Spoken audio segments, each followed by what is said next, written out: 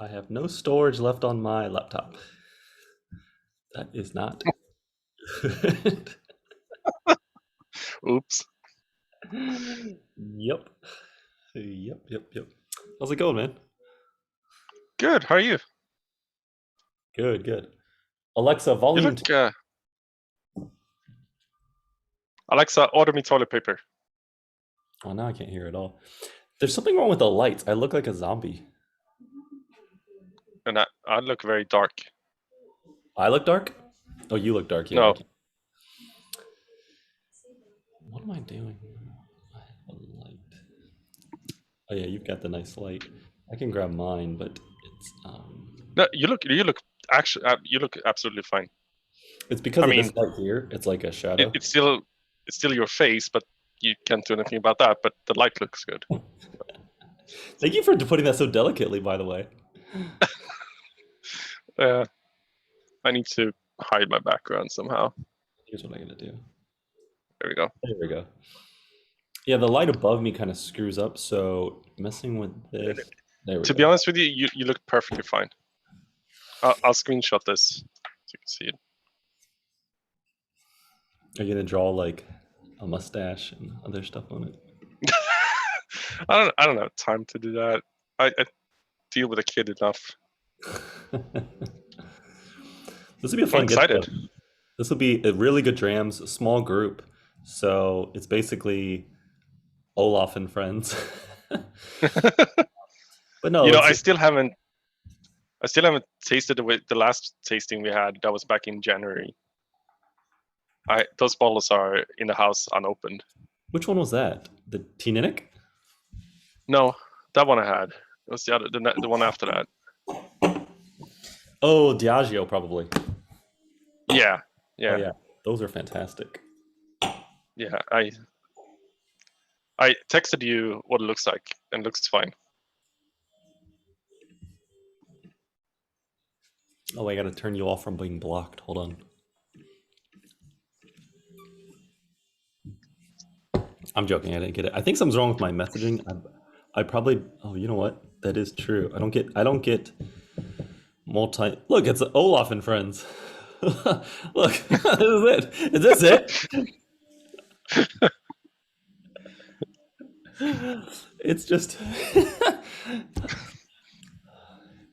I think I'm in the wrong room. It's just Olaf and friends. Hey, gents. And Tony's doing some what is it, marketing? Fine. Free publicity. Fine.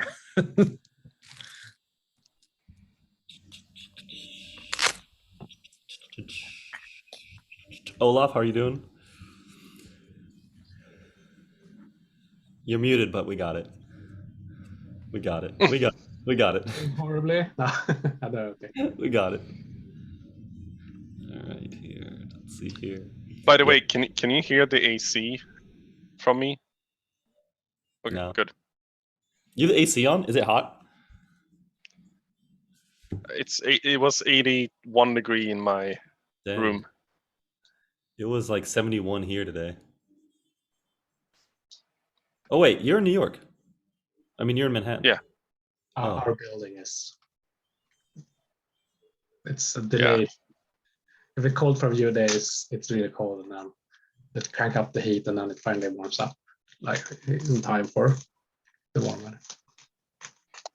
The riser was super hot this morning, and it was like, I don't know, 80 degrees outside or whatever, and they're still blasting the heat.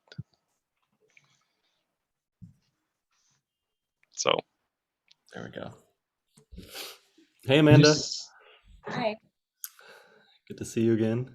Today's going to be a small group, but it's still going to be fun. I know there's a few others still joining. But really good drams. Looking forward to it. I haven't tried these yet. I think we're all looking forward to it. Martin, I think, already drank all his.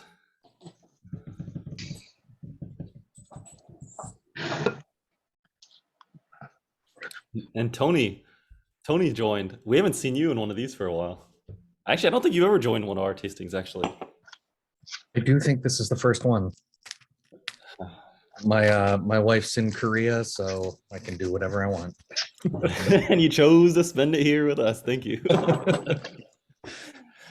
Living the big life in New York City, doing Zoom meetings. We usually have a guest speaker. This time the speakers would have been from Germany, and we would have had to have done it on the weekend. And I would have had to send them samples, and I didn't want to do it. I didn't feel like doing it this time, so I told them, you know what, we'll be on our own. We'll be fine.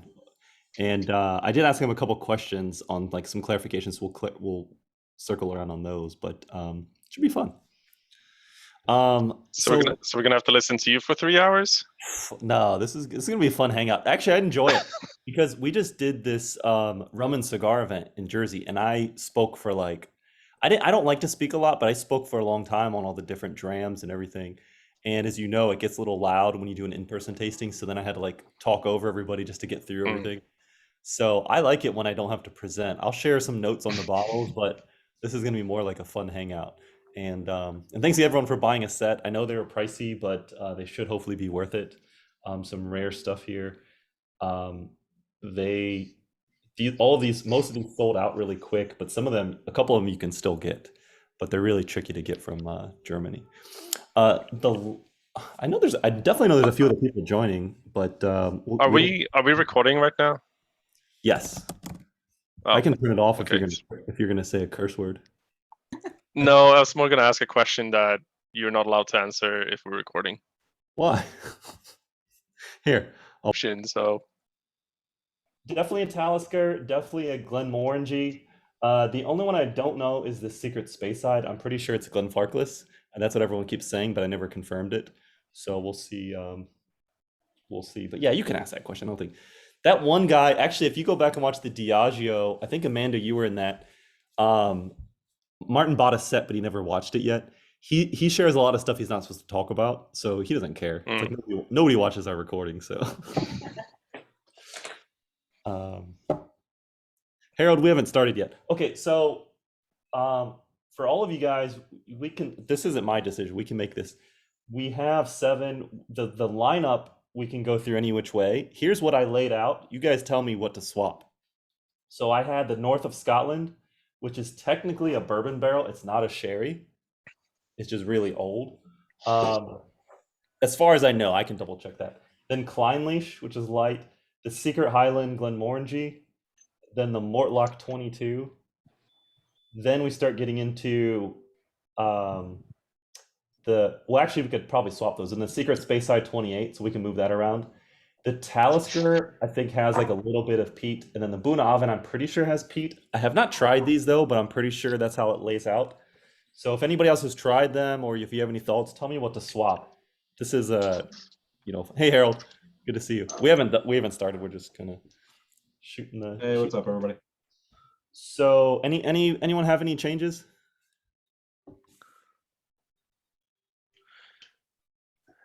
I would move the grain up unless the very low ABV, right? Otherwise, yeah. The grain was first at 40. Yeah, that's what I was. Yeah. Had it not been 40, I would suggest them having it a bit later. But I think given its very low ABV, I think it's good to start with that before let's get tune up. I put Mortlach before the Secret Speyside because the Secret Speyside looks very overly sherried. So I figured if you really want to taste the Mortlach, we better do it before that. And then, even the Talisker we can move up to. The Glenmorangie, maybe we can move to second, but I think it's probably fine at third. It's just the ABV is only 45, so it might make more sense to move that number 2. Before the Clynelish? Yeah. Because I can tell you the 35 year is probably going to be the highlight for some of us here. So it might be better to move that up to have a much cleaner palate, but up to you guys. Let me see who's... You know you're in special company when it's like, because it's a very low ABV at 40.4%.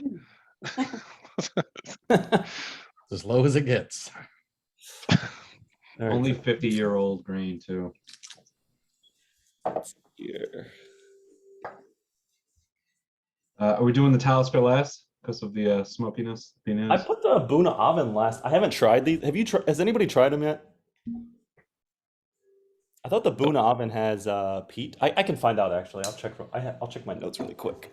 I thought it did, so I put that one last. Let's see here.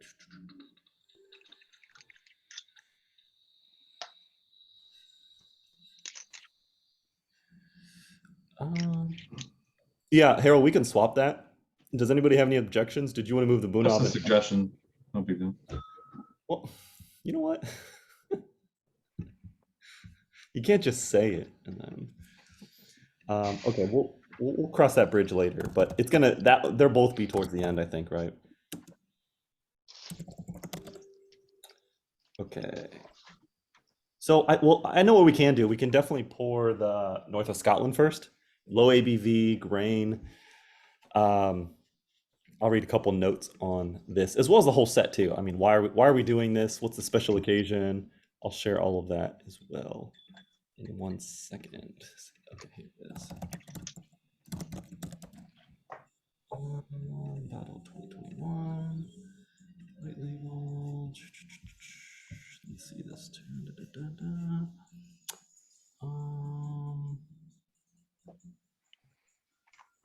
Yeah, so not a lot. So the Bunnahabhain is not peated, so we can move that up. So we'll cross up. Why don't we do that?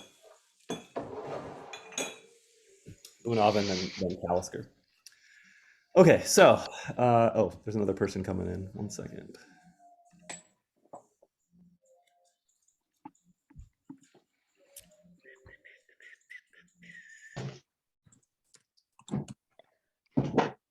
There he is. Hey, Chris. Chris is dialing in from Columbus, Ohio. I guess they have internet there now. Welcome, Chris. I think his audio is not working. Okay, so why are we doing this?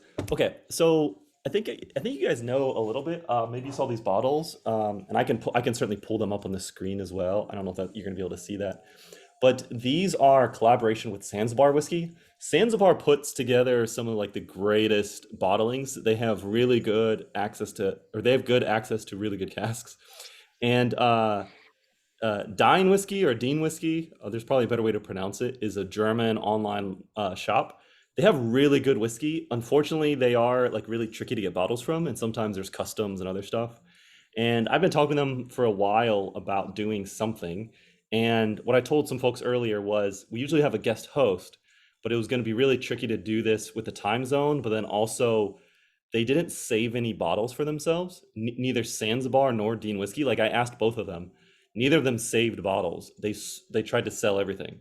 So I was gonna have to send them samples, and I just didn't want to like coordinate all that and then run it on a weekend and all of those different things. So I was like, okay, guys, let me ask you a couple questions. I'll get some clarifications, and then we'll just, a bunch of friends will come together. We'll do a nice tasting. So that was the goal. That's what this is. Someone else is joining here in a second. Alex and Liz. Oh, I think that's Ty. So what's the occasion? So Sansibar does tons of these different bottlings. You'll see them if you look for whiskey, if you shop around. They do a lot of releases in Japan, actually. So you see Sansibar Whisky, bottled by Sansibar, but selling in Japan. You don't see it in the US that often, but it has like this little logo here, if you can see it. I don't know where my zoom is. There it is. So you kind of see the little logo. And this was a special occasion that they wanted to celebrate the 5th anniversary of DeinWhisky. And so it was bottled all of these were bottled last year. They took actually 9 different casks. These were the 7. There was 2 that were delayed and they weren't really part of this whole conversation. But they took these 7 casks, bottled it for that anniversary, and then sold it through DeinWhisky. Some of them sold out really fast. You just can't find them. Others you'll see in auction. A couple of these are still for sale on their website. But that's what the whole thing was about, to really celebrate that. Sansibar sells tons of whiskey at DeinWhisky. So if you're ever looking for some really cool, well-priced single casks, you can find that there. So that was the whole goal. So I saw these, they were getting a lot of buzz. Early responses were that they were like really, really good. And so of course I jumped on the chance to get the whole set. And then, months later, after customs and exchanging hands 2 or 3 times, I finally got them. So with that, let's pour the North of Scotland if you haven't already, and dive in. I've not tried any of these. I have nothing to offer. We can always talk about our notes and tastes and all that, but feel free. It's a smaller group, so you can say whatever you want. Harold usually dominates the conversation and confuses different distilleries, but that'll be a fun thing to watch as well. And then I'll pull the bottle up too so you guys can see it. The bottles are actually very plain though. Like I'm not gonna pull all of them up, but as you can see, like they're just very plain, gold, well labeled. This one, distilled at the North of Scotland Distillery. It's a 1971 bottle, 2021. It's a 50-year. There were 344 bottles. It was matured in a bourbon barrel. I mean, it's got some really interesting color on it. As you can, I don't know if you can see this, but it is dark. It looks sherry. Like that's the first guess you would have. Some of the notes that they had were sweet vanilla, furniture polish, oak wood, coffee, leather, spicy Christmas taste with oak, sultanas, candied orange peel. No, it's just like I've never. Hold on. Wait. I've never seen you on camera. Mute this guy. He's having a cat problem over there. And then yeah, it was bottled at natural cask strength at only 40.4. So obviously 50 years, it was 40%. They had to bottle it. There's no way they could just let it keep going and go below 40. So yeah, that's all I really have on this one. I have some other tasting notes that we can talk about if you guys are interested, but cheers, Slange. Thank you for joining. Slange.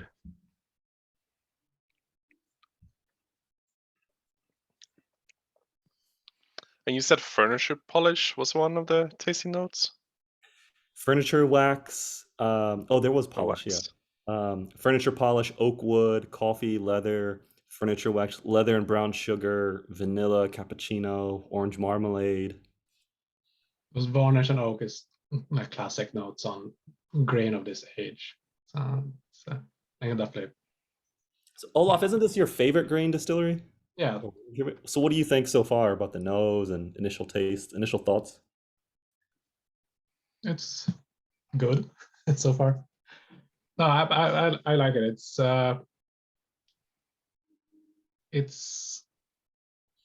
not as hot on the. Sometimes grain is a little bit hot on the palate, but I think the 40%. This is like really mellowed out now.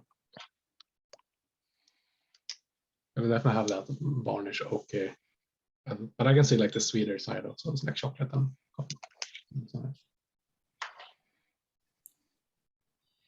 I always think like on the finish for a lot of grains, it's like a grain can smell nice. Sometimes it has a little bit of esters on it. It can taste nice, but then on the finish, it's like, oh, what is that? But this one, you can tell when it gets really aged and good wood, the finish is very smooth. It's very pleasant. It welcomes you back for another sip. Some of the other grains, though, when on that finish, you're like, oh, I can't do this again. And that's what usually kills people with like certain grains, in my opinion. But this one is really nice and balanced throughout.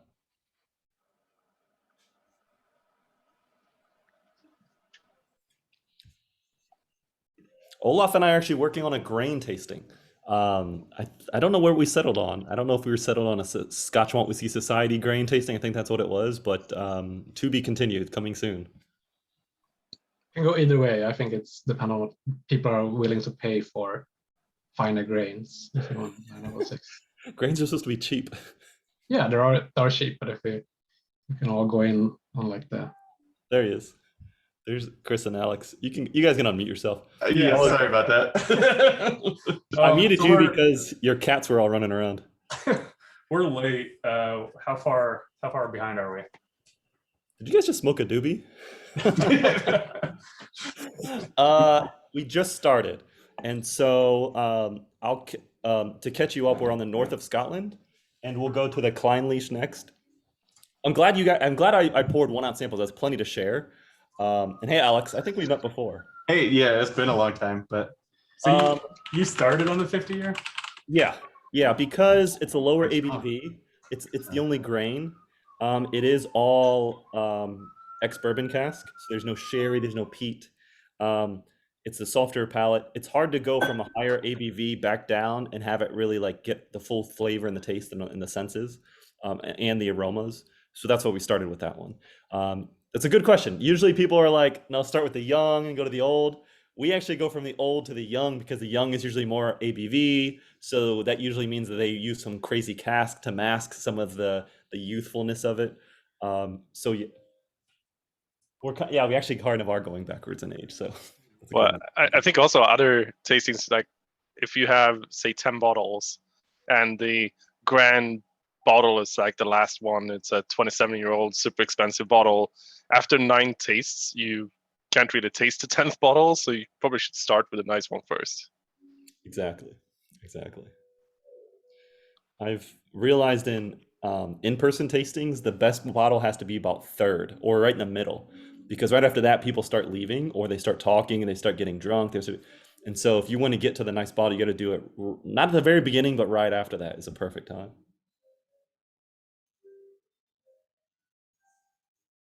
I just love how this one's developed. I mean, it's obviously developed well over time.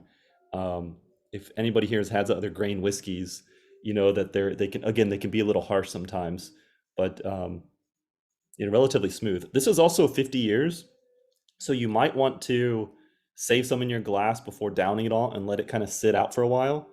Hopefully it will open up. You can add some water. It is already at 40%, so water might really open it up, especially for an old whiskey, but don't add more than a couple drops. It might dilute too much where you won't be able to taste anything. So just be careful of that.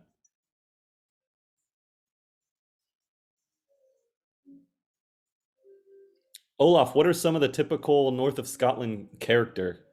And do you see it in this one? I don't know. Like grain is much harder to have. Like there's not really distillery characters on grain, or they're much harder to like discern. Especially like most of the north of Scotland has been from the 60s. It's a closed grain distillery, right? So most of it has been from the 60s or 70s. So they're all up there in age, and it's mostly the cask talking. So yeah, I don't know if it has a specific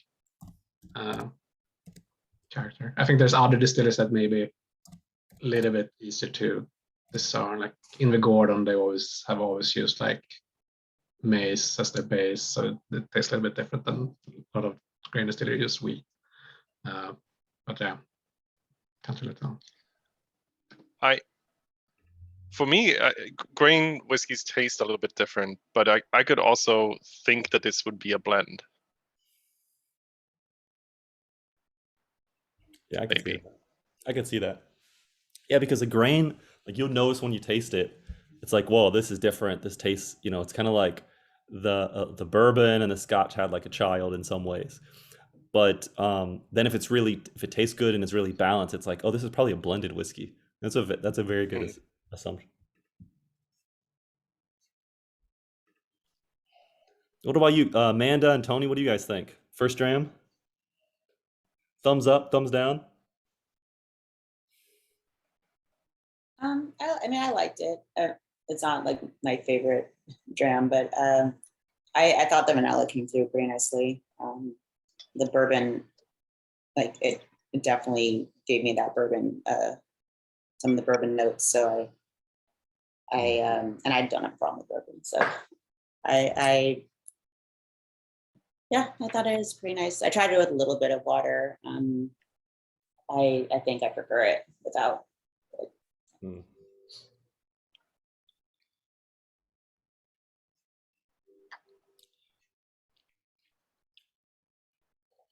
I'll be honest, Enjoy. mostly tastes like a wheated bourbon to me. It does? You don't drink that much Scotch though, right? No, just the wheated bourbon notes come through strong. Yeah, I can get the bourbon in it. Um, I like it though, and especially for this much barrel time. Usually the very old whiskeys take on enough wood character that it kind of overwhelms things, but this is nice. It's more balanced than I was expecting.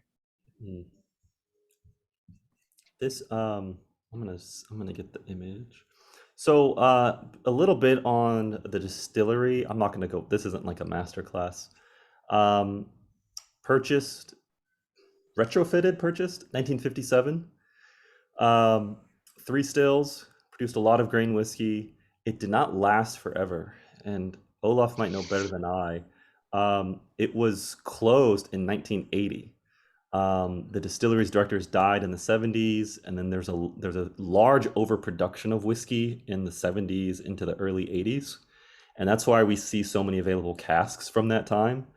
And then they sold the distillery. I think they sold off most of the stock. That probably went to a variety of places, to a company called DCL, and which also has other grain distilleries, maybe others at the time too.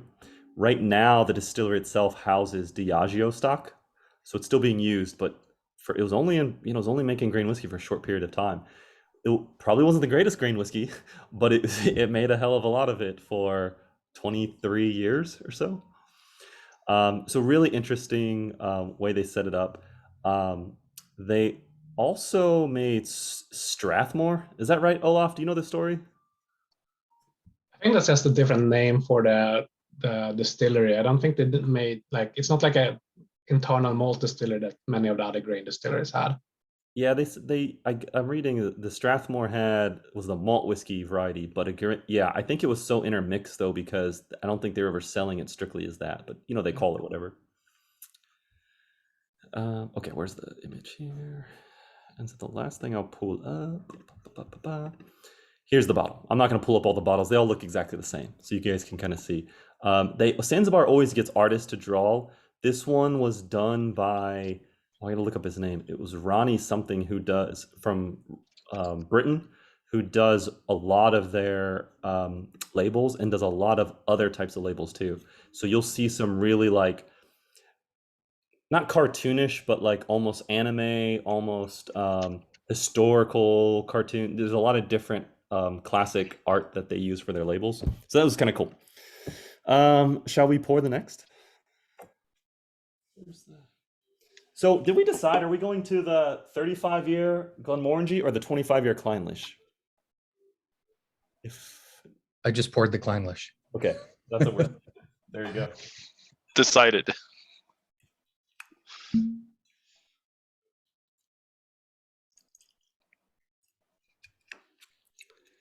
So Clynelish, 24-year, 1996. As you guys know, like the 1996 Clynelish are usually held in high regard. Another cask year that is pretty widely available, although it's getting kind of harder to get these days. 54.9%. Distilled 96, bottled in 2020. They didn't release it these till 2021, so they held on to them for a while. Bourbon cask, so it's all straight ex-bourbon cask. Some of the other notes here. They've had this cask for a while. They told me a guy named Ronnie Cruwys did the labels. I'll tell you more about him later. But what other people found is some herbal notes, a little bit slightly different from other Clynelish, where you might see a little bit more caramel, orchard fruits, apple. One person mentioned Haribo, gummy bears. But you might still see if you can get some of that wax on the palate. Maybe on the nose, but more on the palate. So, great classic distillery, 24. I think this is one that probably Harold was looking forward to, and some others. We've just drank so much 96 Clynelish. Will it live up to the others? We'll see. But it is 54.9%. So cheers.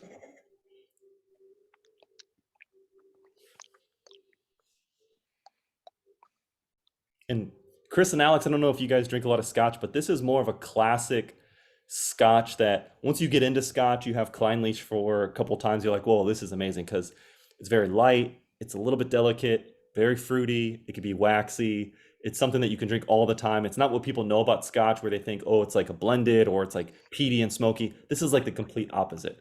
And Clynelish is a huge distillery producing tons of whiskey for their own labels, as well as goes into certain blends. So it is, very famous in the whiskey world, but very different than what most people think about scotch. If you've never had this before, maybe you have, but if you haven't, then. No, I definitely haven't, but I see what you mean. It's a lot less of that smoky, peaty necessarily flavor that I'm getting, at least. Yeah, tastes like scotch. You're not wrong. So says the man with the tumblers. It's a core component in Johnny Walker. Yeah, That was a I forgot my sniffers at home. Like I actually forgot them. Which Johnny Walker, Olaf? Is it the black? In most of them, but primarily in Gold Reserve is heavily Clynelish based. And then, of course, it's like in every compass box related as well. I wonder if it's a jump in ABV, but to me, it helped adding a little bit of water. Or maybe I'm just getting weak. Could be either. Or both. Very, Added plenty of water. very prickly on the palate. Like it stings, has a slight sting when it goes in. Which is weird, which is interesting because there's other 54.9% whiskeys out there that don't do that. But that just shows a lot of, I mean, it held its alcohol quality very well in the cask. Is there Yeah, some you're right. citrus in here? I get lemon. Yeah, I get Yeah. those first thing I picked up was like citrus fruits. It's definitely fruity, and it has that waxy. It's not super waxy, but like that Crayola smell. Got a lot of green apple. Yep. On the nose, Amanda, or on the palate? Both actually.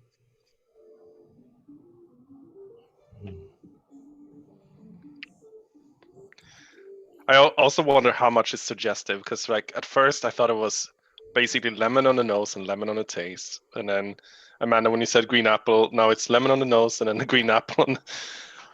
So yeah, It's a lemon apple. If you guys are wondering, I'm not a big like follow ratings type thing. So the last bottle was a 89.5 on Whiskey Base with about 30 votes. A lot of people really liked it. That bottle is still available, I'm sure, in smaller quantities. So just FYI. So I don't want to tell you ratings ahead of time, but I'll tell you after we finish a dram. I think it's always interesting to see how we judge it and then how others really perceive it as well. But this one's growing on me. It was a little tight at first, but I think the nose is opening up. I'm gonna add some water as well. And Chris and Alex, I think you guys know if you add water, just a couple drops. Don't, if you do, if you don't have to, but. What's going on in Ohio? You're looking at it. It's going to sound bad, and I don't mean this as an insult whatsoever, but it reminds me a little bit of those apple-tipped menthol cigars.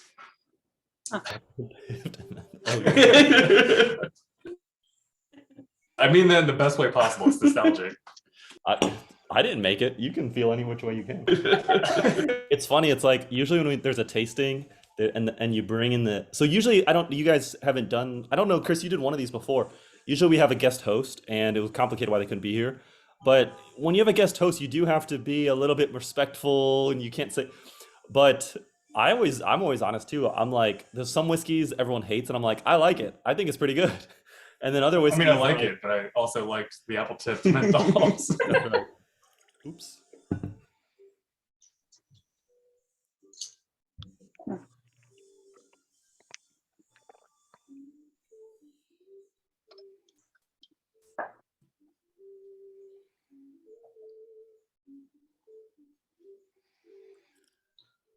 I think I also get a little bit of like grassiness to it also. I've added a little bit of water too, but there's something that I don't know if it's like herbaceous or if it's just that kind of grassy or hay-like taste, but I'm getting a little bit of that as well. I get that too. That herbaceous was one of the notes that they had at from Sansibar. You're spot on. The water does open up, I think, more of the classic characters of Clynelish. I'm getting that now. It was hidden a little bit maybe with the alcohol, but I don't know how you guys feel that drink a lot of Clynelish. There's always like two Clynelish. There's like the super waxy fruity, and then there's like the dirty Clynelish, and they're both good, but they're both very different. This feels like a child of both of those, actually, in my opinion. I feel like there's a little bit of each that are coming together. Like, did you guys, Harold? Do you remember the Drammers Clynelish? It was very dirty. Like it was not what you expected.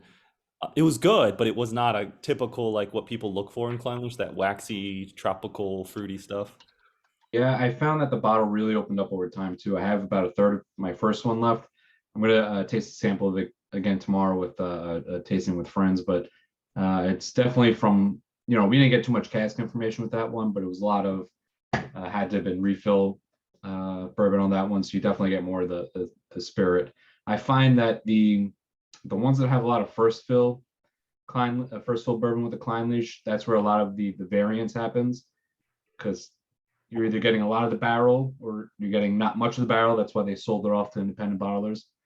And sometimes there's a little wackiness to it. There was a couple, I think Liquid Treasures and someone else that did a couple sister barrels that they put out a couple of years ago. I remember doing a tasting with them where two of them tasted like two different whiskeys, and they're pretty much verified to be Clynelish, but it's interesting. Clynelish is one of my favorites. Obviously, for a lot of people it is.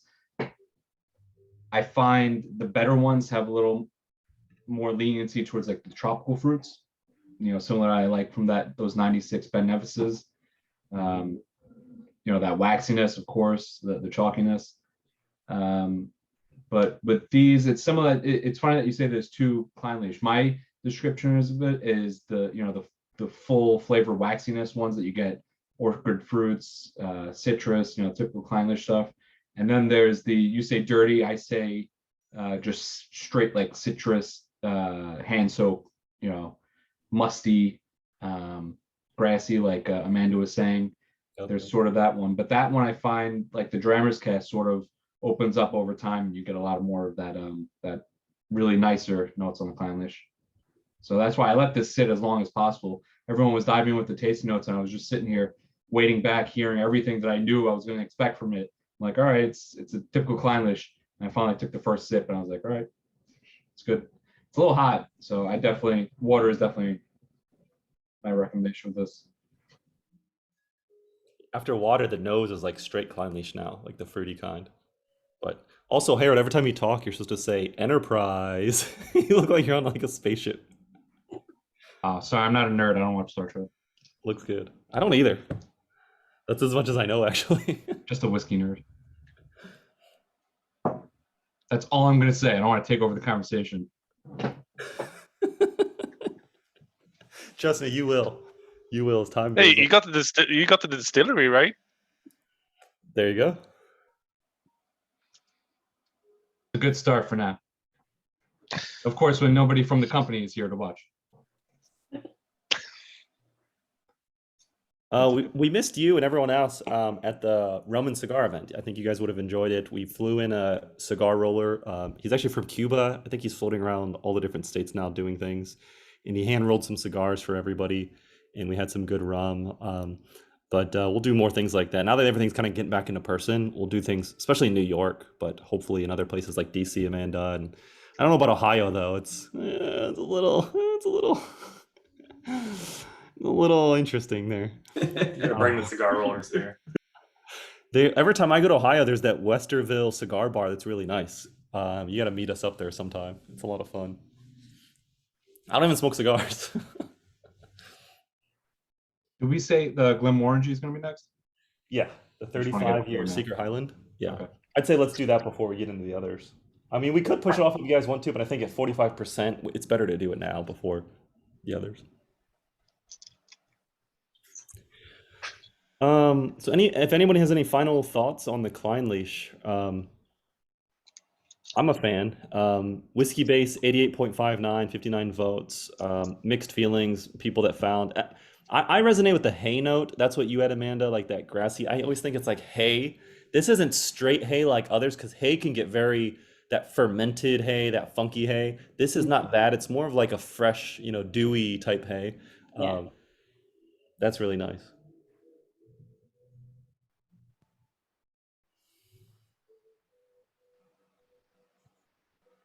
All right.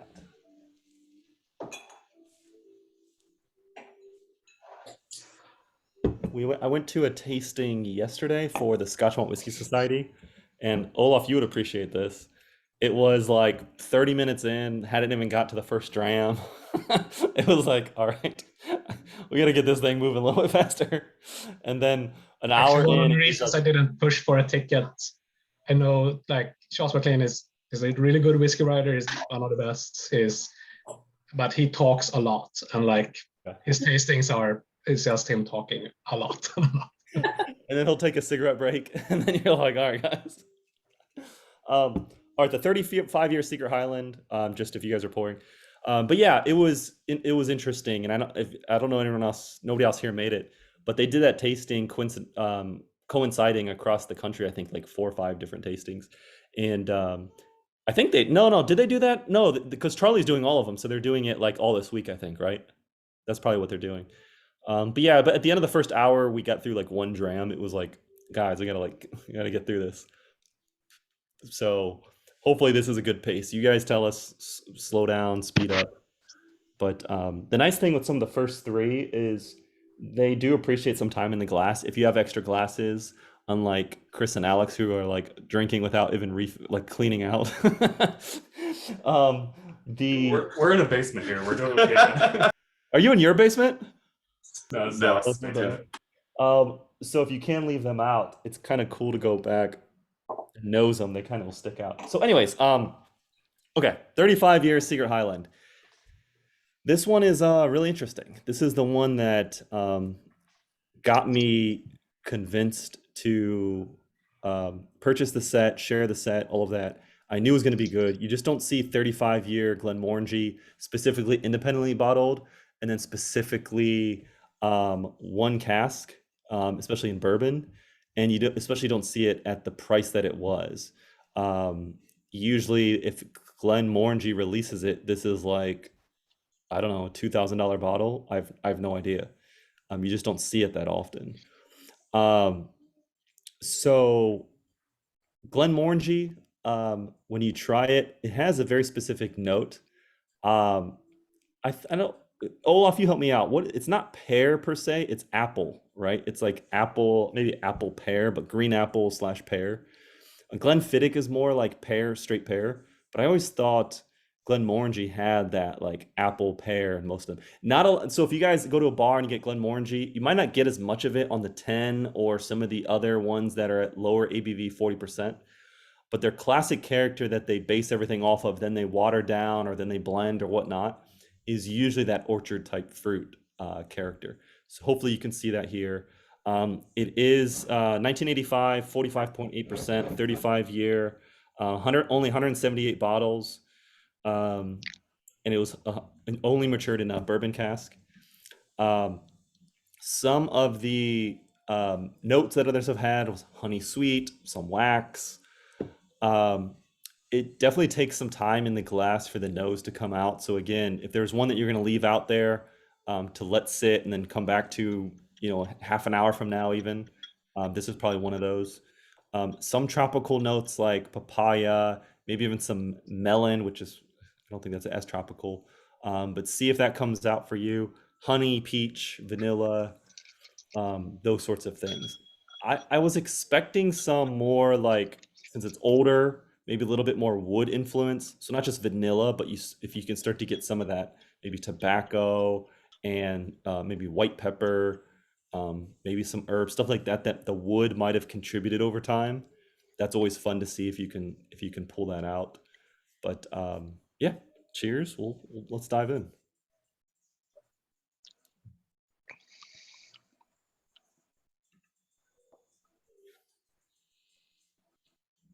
Guys, because this one will breathe well in the glass, I have to go walk the dog. I'll be back in 10 or 15. Go for it. You have a dog?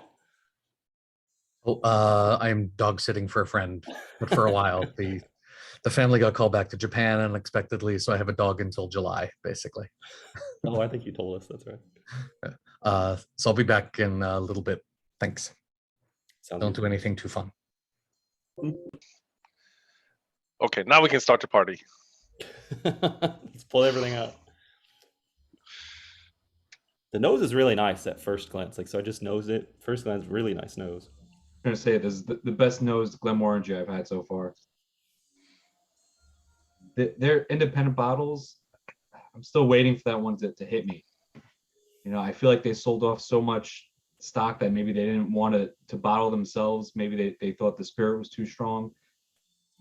It takes a while. I had a bottle open for a few months that really needed that time to really see what sort of the influence the barrel had at all. So Which IB was it? it was the Thompson Brothers one, the one with the giraffe on it. I just finished it too, and the bottom of the bottle was really nice. Was it the Westport? Yeah. Oh, got it. Yep.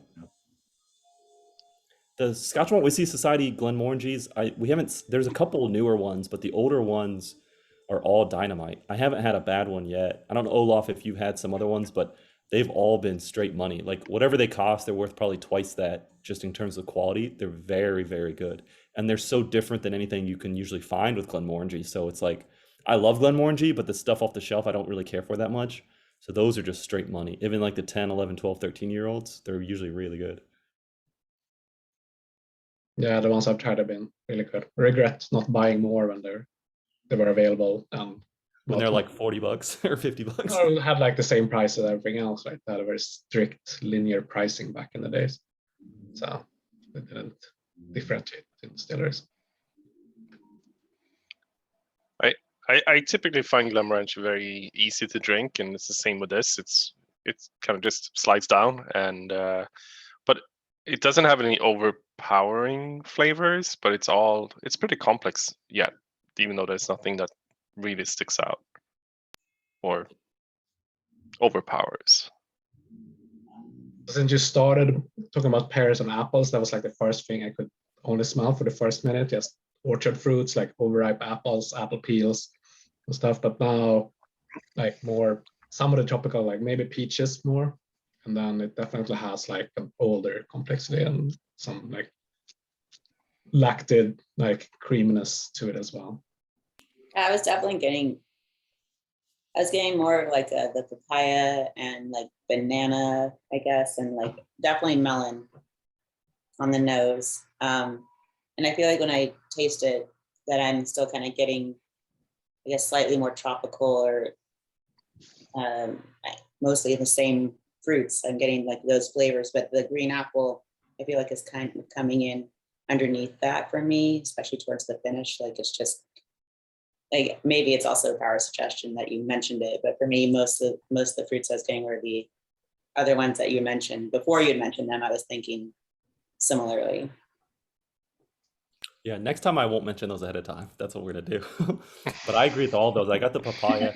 I didn't get the melon yet, but I got a little bit of pencil shavings on the nose. Like, those old pencil shavings. I get a little bit of that, but smooth. And Alex and Chris, this is not a typical Scotch. These are a little bit more rare. Like if this was in a decanter on your desk and everyone just drinks it, it would go by really fast. But what you'll get with a lot of older ones is once you get, depending on the distillery too, once you get closer to like 23, 24, 25 years, the wood starts to overtake to some extent. So you start to get those tropical notes. And depending on which whiskey it is, they may be enhanced. They may be like, dealt down. If it's a smokier whiskey, sometimes that smoke starts to go away after 25 years. So these ones at 35, you're tasting Glenmorangie, which is really nice. And it's not overtaken by the wood, but the wood has contributed greatly to this, both in terms of color, which is very unique, but then also anything vanilla, anything tropical, all that stuff is usually coming from the wood, which shows that it was a very good cask for 35 years. Unless it was leaking because there's only 178 bottles or maybe it was something else, but it came out really nice.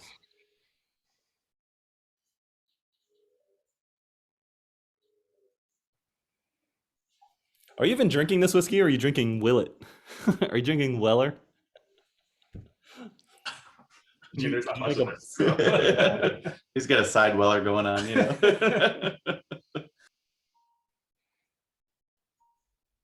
Did anybody add water? I did. I yeah. like to, with pretty much all of these, I like to add a drop towards the end of my pour. I only do like half pours, just to see what it does. And I think it brings out the wood itself more than the all the nice fruit flavors. So I don't like it with the water addition as much.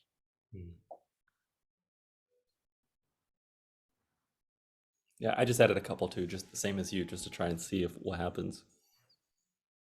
I get a lot of minerality on the finish, like something that gives you something to like chew and taste, which I get a lot with Mortlach, which we'll have. It's like that finish that just like keeps going. Um, I get that here on this one for sure.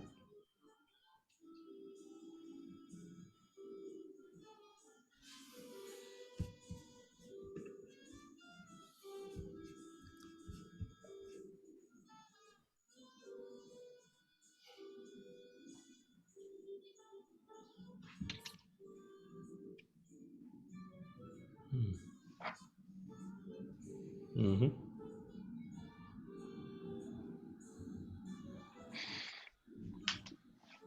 I think I'm gonna leave it for a little bit and then return to it later. I'm starting to get some melon now. Yeah, I'm gonna do the same, Martin. Ooh.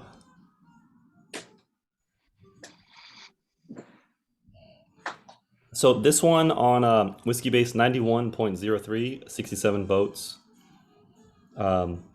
This one has gone around, I think, in especially Germany, probably the UK.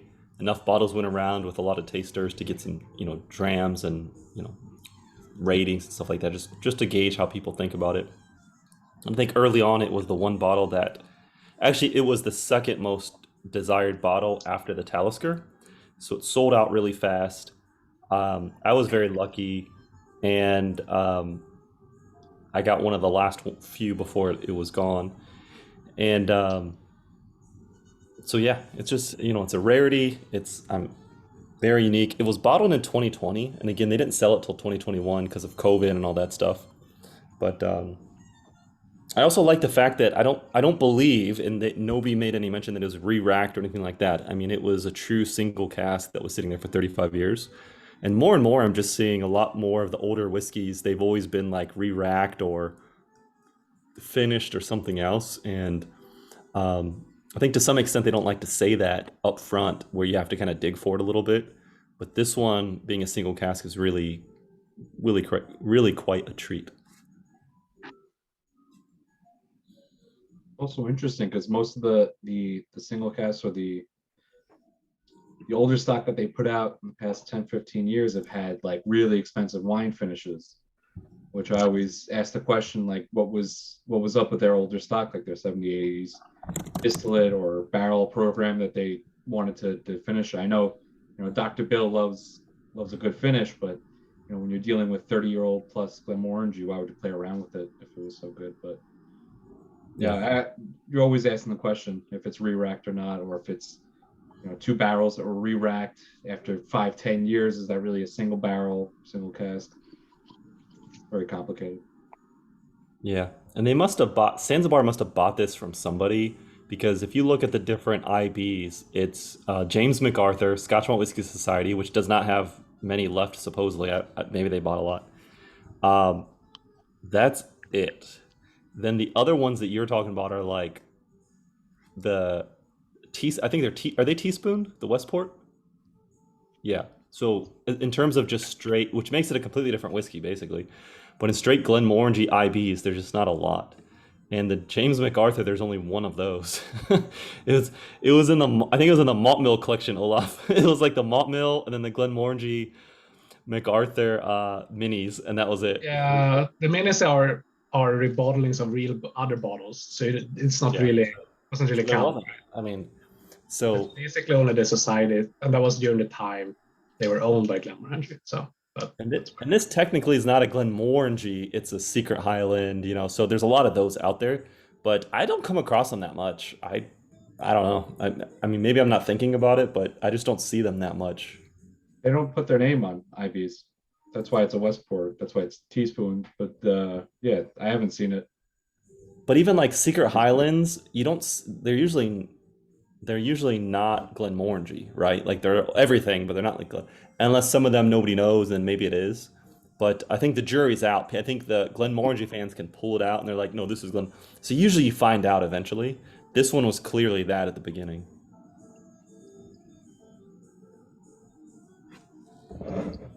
All right, so I'm going to leave that like you guys. And so the next that we had was the Mortlach, unless there's any objections. The Beast of Duffin. I'm not going to mention any tasting notes. And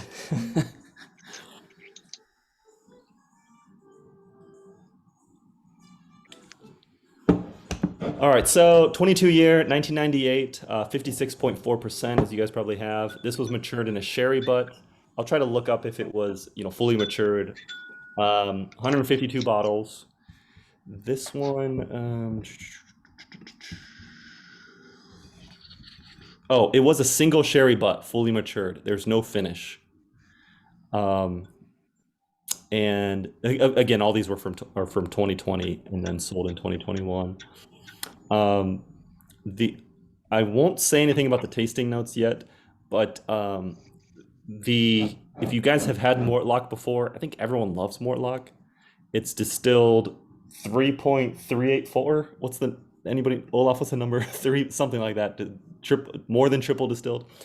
2.81. Oh, almost triple distilled, 2.81. And so if you were in other tastings with you and Morgan, I know Amanda was there, Olaf was there, Martin has the set, Harold was probably there, but that takes you back to Mortlach. But so anyways, what I was going to say was the feedback on this one from Sansibar when they bottled it was this was very multi-layered and complex compared to other Mortlach. So it'll be interesting to see if a lot of Mortlach character is there, but we'll find out.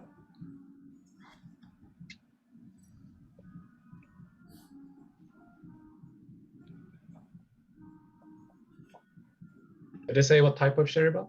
Or It did not. It's funny you say that. When I first noticed it just now, I was like Oloroso, but maybe not. But 1998, 22 year. Let me see if I can find out.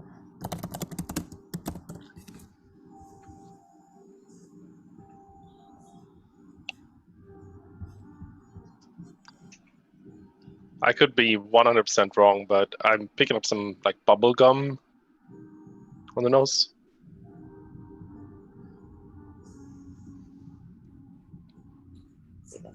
Yeah, I can see that.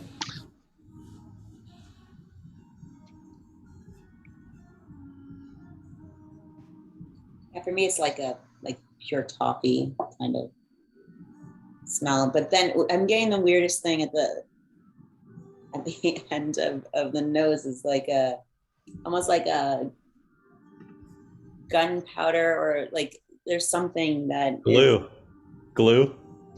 Maybe that's it. It's a weird. It's odd to me after that toffee like just between the face. There's that weird sense. Yeah. This Anybody get sulfur at all? See, I I'm know not it's just getting. hot. I haven't tried it yet. That's I'm what not getting- that's yeah. I think that's similar to what I'm getting. Wait, sulfur on the palate?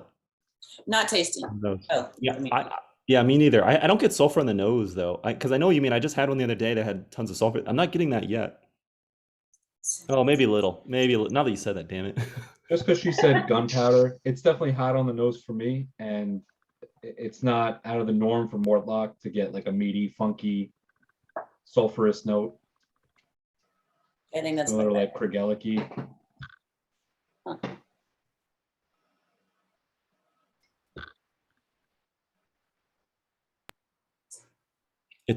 I can see Mortlach there, like in a faint way. The sherry is strong.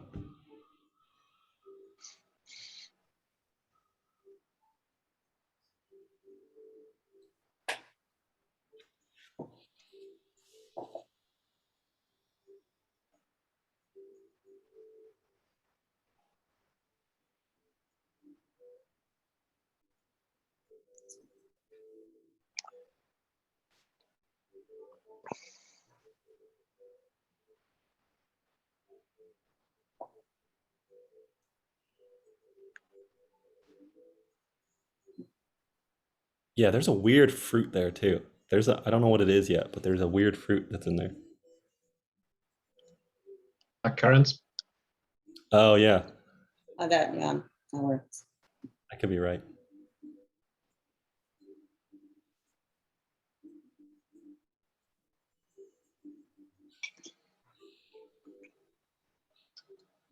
I like this. This is good. Like Mortlach is kind of known for sherry cask, but only in official bottlings, and then IBs is like hard to find. They're kind of sought after, right? It's rare to get like a fully matured. They're often finished. Yeah. Because they actually keep all the fully matured for themselves. It's a top dresser in Johnny Walker Black. So, but yeah. Some of the good, like legendary Adelphis, I think a lot of them were finished in sherry too. I mean, they're fantastic though, but they were really good. Kale Wines just released a fully matured sherry cask Mortlach many years ago. That was like legendary. They sold it up quickly, but also I've never seen it at auction since. I've been keeping an eye on it, but it never shows Really? up. There was a 25-year Adelphi that was also one of those. You gotta get the right cask. You gotta get the exact cask number. But someone Lebowski'd it, so we all sampled it. It was very good. I remember. But I like their general range. It's out of like the off the shelf stuff. Mortlach is definitely like one of my top. Like I love all of their stuff. What are we on? Welcome back, Tony. The Mortlach. Yeah, you didn't miss anything. I mean, if you have the 35, that's where we were on when you left. You know, leave it out, let it air out. But we just poured and started sipping the Mortlach. Awesome. This one. So when I bought these were all like packaged up. This was the most expensive bottle actually out of the set. I bought it as a set, but this one was 500 euros for a 22-year Mortlach. Which is very surprising compared to what else is here. So it's important because it shows the demand for Mortlach, especially like Olaf said, like a single cask sherry Mortlach. I don't know what type of sherry. I could ask that and find out, but I don't know. And this was another one of those that sold out really quick. I don't think this one's still available. I'm pretty sure it isn't. I don't know. For some reason, I always find that Mortlach is always priced like 25 to 50% higher than I think it should be, especially like with their, I guess I noticed it with their latest revision to their core bottles when they put them in the fancier bottles. I was like, all right, they spent a little more on glass. They want to get their money back a little. But when you look at like independents that come out now too, I feel like they're always priced on the upper edge where they should be. I guess there is more of a demand that I'm seeing, but I don't know. This one is still for sale at 500 euros if anyone's interested. So some of the notes, a lot of sherry, of course, but creme brulee, rancio, herbs, toasted nuts, toasted toast on the nose, Dunnage Warehouse, eucalyptus, furniture polish, citrus, dry oak, spice on the palate. Those are some of the initial notes.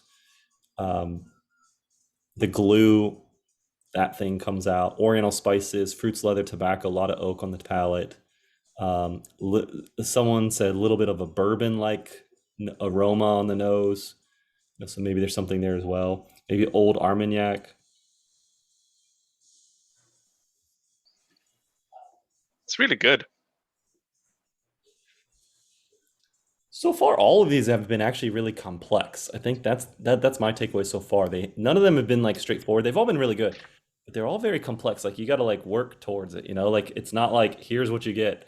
They're each like very unique. It's going to be interesting to go back and like nose and taste these after a while.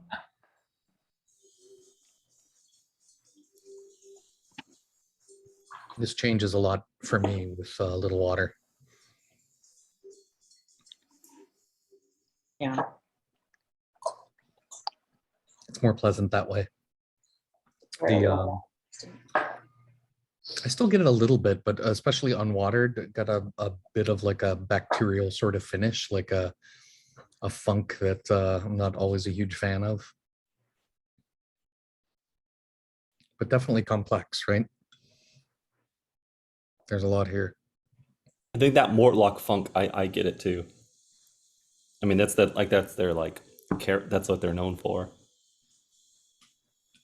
Yeah, I get that more actually with a drop of water, like on the finish. That is accentuating that funk on the back end for me. I think before the water, it was kind of still more sitting in that like gunpowder sulfury space. And now it's opened up into that funkiness. I like that. That's damn good with water. I thought it was good before, but that is like very smooth, very nice. With drying on the finish, but otherwise I very like it as well. Yeah, those tannins are not too bad. I mean, it's dry, but it's, the perfect amount of tannin is like it's dry enough where it like begs you to like go back, and you can't like stop. This is one that you could, spend a whole night with someone and just like enjoy the whole bottle. Not the whole bottle, you know what I mean? Damn.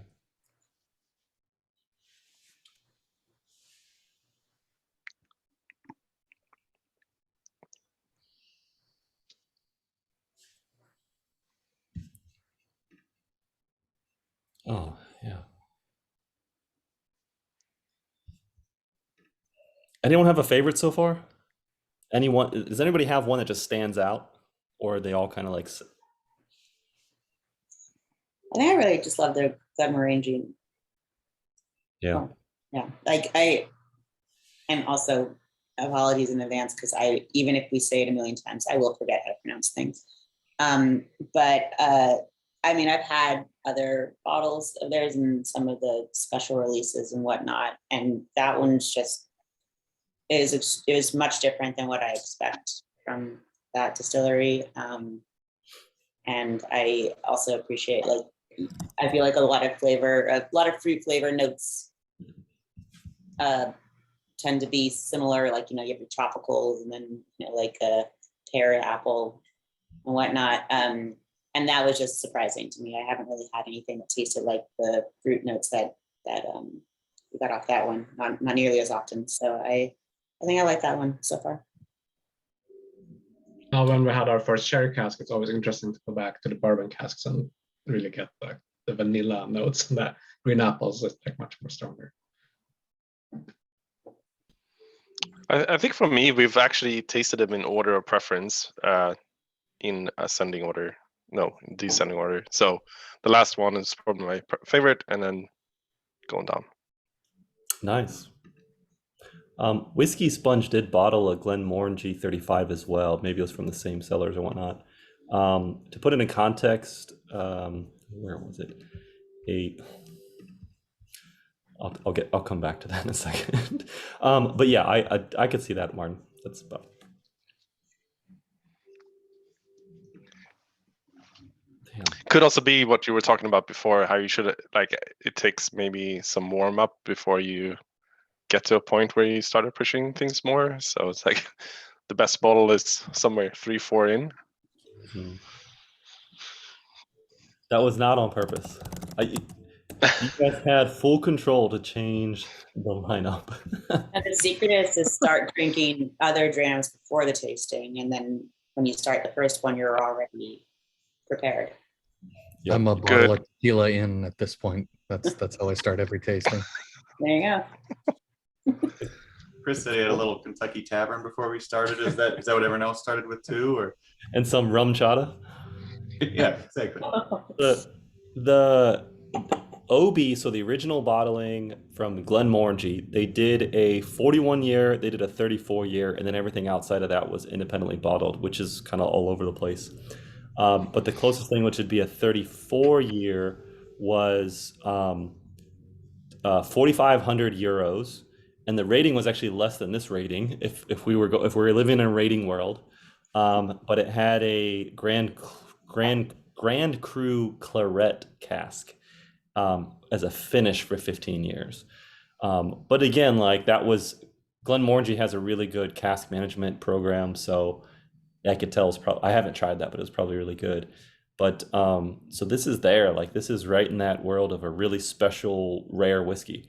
Glenmorangie itself did a 41, a 34, and then a couple 30s. Everything else in the history of their distillery, everything was less than that. So that's why I was excited to see like a 35-year Glenmorangie, I'm sorry, not Glen. That's what we're talking about. I know we're talking about Mortlach, but the Glenmorangie, to see a 35-year Glenmorangie, I was like, hell yeah, like that's the way to go. But then the Mortlach is really good too. I would switch. I'll agree with you, Martin, but I'll swap the last two, Mortlach and Glenmorangie. Anyone else? Chris and Alex, you guys like the first one because it tastes like bourbon? Yeah. I think I like the Glenmorangie too. the Glenmorangie was nice. This one's a nice experience, but I would say I would prefer the Glenmorangie over this one. Yeah, this is definitely unique though and enjoyable. Nice. Well, that's good. The next, this is the midpoint. That's the fourth one. The rest of them are going to go in a slightly different direction. A lot more, well, not a lot more, but some more sherry, like more heavy sherry, I would assume. And then maybe, hopefully, a little bit of peat surprise at the end. But the first four have been very similar, actually. Very similar. So it's been kind of interesting.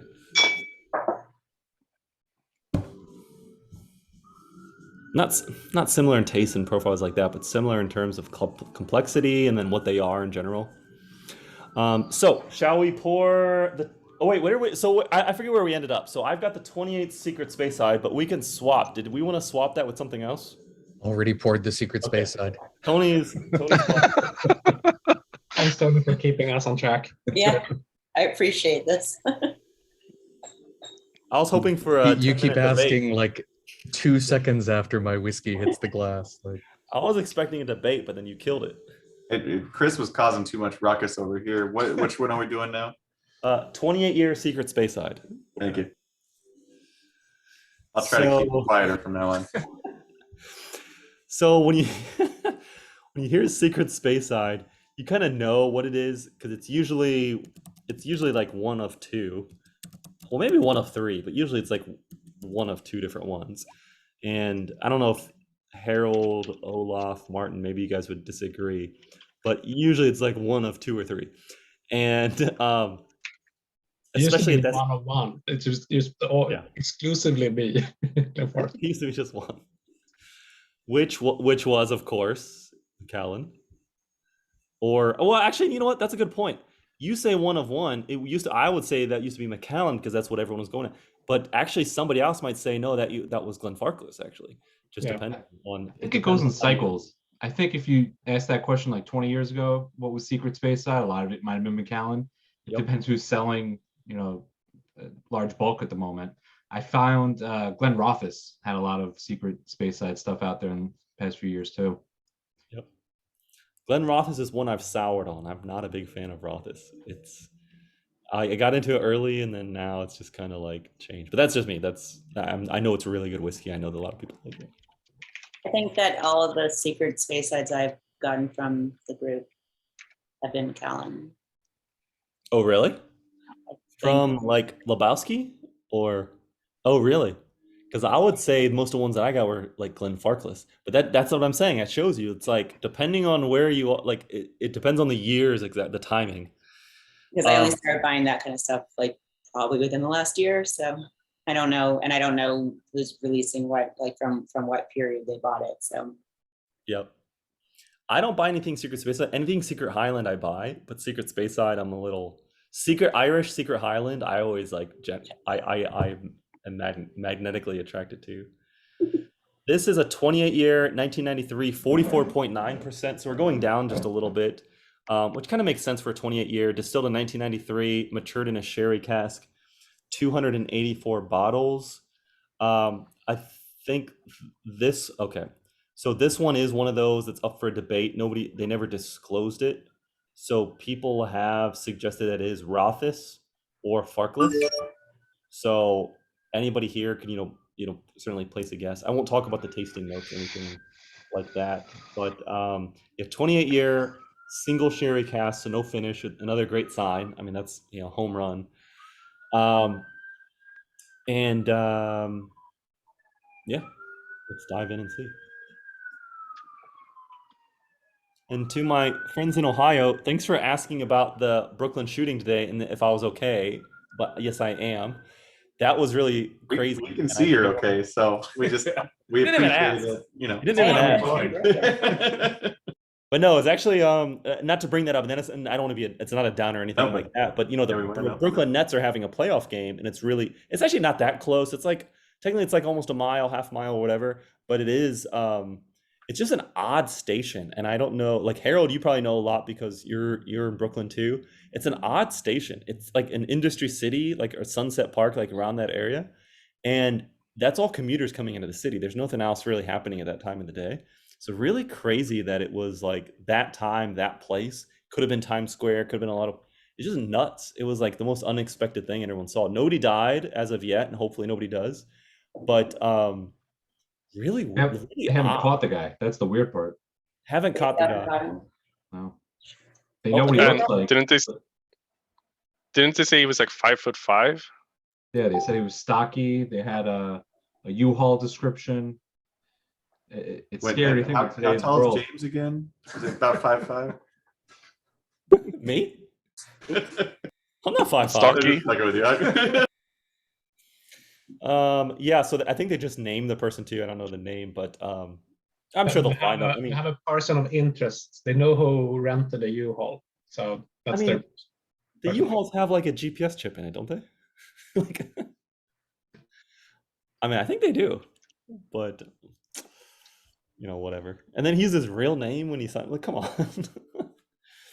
But really scary. I mean, my fiance in New York, she's pretty freaked out too, and it's just. You remember that movie Joker when he's like, "It's getting crazy out there. It's getting crazy out here in New York. Things are getting kind of nuts." Don't worry, James. The Supreme Court is going to make it illegal for local governments to have any sort of gun regulations. So it'll be every man for himself in New York City in a few years. That's right. Oh, don't even start. I was in San Antonio the other weekend, and I was like, every building had this huge sign that said, we understand Texas law about gun carrying permit, but here's our policy. We would ask you to follow kindly." It's like ain't nobody dropping off their guns at the front desk. You watched Escape from New York? Yeah. The snake. That's what it's gonna be. Snake. The LA one I thought was better, but what was his name? Snake Rifkin? Snake Riven? Somebody knows. Russell. No, I think that was close, if not it. You got Snake Ripken. Sounds familiar. I'm only getting sherry on the nose. I'm not really getting much else. Too much for me too.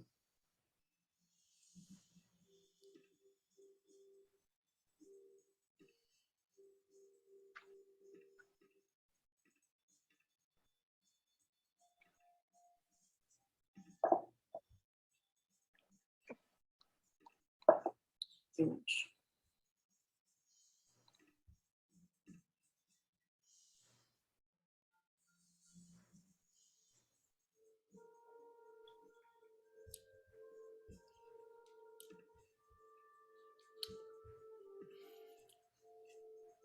I don't get Rothus. If anybody here drinks Rothus, I don't get Rothus on this. Me neither. I'm not a big fan of Office either, and I also associate that with very often it has like a buttery quality that I don't like. It kind of is not that common on older Office, but this is definitely older. But yeah, I don't get that at all. So I wouldn't be surprised if it's a purpose.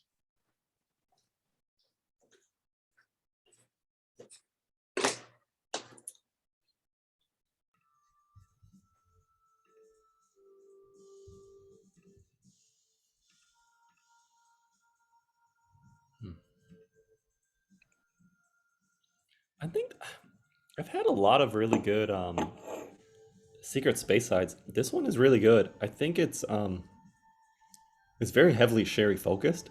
If it was Rothus, thank God it like overtakes it. In my opinion, maybe someone else disagrees. But this is like a dreamy dram. It's like more dessert, very sweet, very nice. It's just hard to pick up like notes.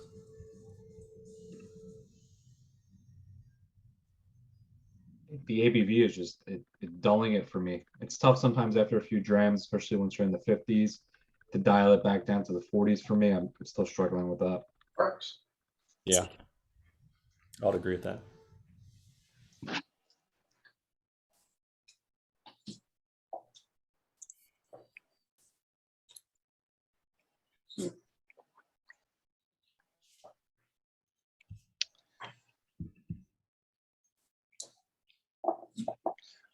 maybe a little bit too sherried for me.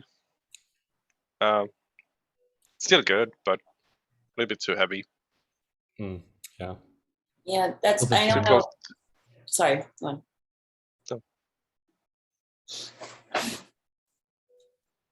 No, go on. Oh, I was gonna say like maybe it's because of the order or the last several or the first ones that we tasted were a little bit more complex. But this is to me, it's very one note sherry. Like and it's fine, but it's just that's it for me. Yeah. And how would you describe the difference compared to the previous one, which was your favorite so far, which is also heavily sherried, I would say, or a lot of sherry character? Like how is this different? Like, Wait, Amanda, didn't you like the Glenmorangie the best? Yeah. And Olaf, you were asking. Wait, Olaf, were you I asking? was asking Martin. Oh, got it. Yeah, I don't. It's hard to say. I was surprised that I liked the Mortlach as much as I did because it was sherry, but I'm gonna have to think about that a little bit more and compare them side by side. I'm starting to get Roth's character on the finish. So maybe it is Roth's. So here are the official notes. Lush, ripe, dark fruits, sweetness wrapped in flattering notes of spices and dark chocolate, oranges and cinnamon. I think I could see that, oranges with a hint of leather and espresso. Toffee, prunes. A lot of people had said it was a little bit thin. It's not a really like viscous, syrupy sherry bomb, but a little bit more thin. I could probably agree with too. Licorice, honey, maybe a little bit of spice. Most of that on the nose, and then on the taste, I think a lot of that still comes into play. I do get some polish, but oil, like just some like not machine oil, but just like oil. There is like there's that like the right amount of viscosity there and that thinness where it does circle around your mouth a little bit. I think it's good. It's not I don't drink a lot of sherry whiskey. It's not my favorite, but for what it is, I like it. I'm getting some of that tobacco, like that, a little bit of that, like that stale, like ashiness in the finish. Yeah. And a little bit of this grain flavor that it reminds me of Roth's, like a little bit of that grain finish that is not my favorite thing. That's why I don't like Roth's. But That's interesting because I just went back to the Mortlach and I was gonna say that the Mortlach was more like leathery tobacco like, and this is more wine, like sherry wine flavor. That's gonna be my answer to Olaf, but then you said that this one tastes like tobacco, and I don't know if I agree with that. But we all taste differently, right? So just on the finish, I'm getting that hint, as well as a little bit of licorice on the finish. Yeah, I feel like I agree basically with you that like the flavor of this is much more the sherry. And then the finish, I'm getting that ashy like quality that you're talking about, James. So that's how it's coming across to me. It's interesting. It's a whiskey that, depending on the circumstances, depending on the audience, I've been in tastings where that type of whiskey wins like best of the night, where everyone's like, this is the best one. It just depends on people's flavor profiles or whatnot. I think sometimes it has to do with folks that just haven't had a lot of whiskey. So this is the one. Dirty, it's really pleasant. Yes, there's not a lot of complexity to it, but it's very easy to drink, especially at that ABV. It's just, the night goes on, you're drinking, you just like, you enjoy it. All right, the tannic stuff, are you asking about this one, Martin? yeah, maybe that's what is making me not like it a lot. There's something like wine to it.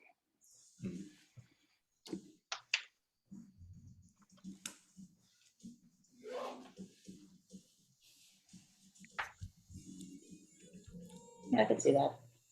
Like for that finish quality. Yeah, I'd say some of that too, Martin. It doesn't dry out my mouth like some of the like that. Which one? One of the other ones, but I definitely see some of that too. I wouldn't be surprised if this wasn't all Oloroso too. I'm getting a little more not drying Fino, but maybe something else. Hmm. Amontillado, maybe. Yeah, that's a good point. Yeah, Amontillado comes to mind when you said that. Martin, were you drinking it with or without water added? Just curious. I didn't have any water added. Maybe I should try that. Well, for me, actually, I was going to say for me that kind of tannic thing, tannic feel came out a little bit more. So when I added a drop, I don't know if you'll feel the same way about it, but that.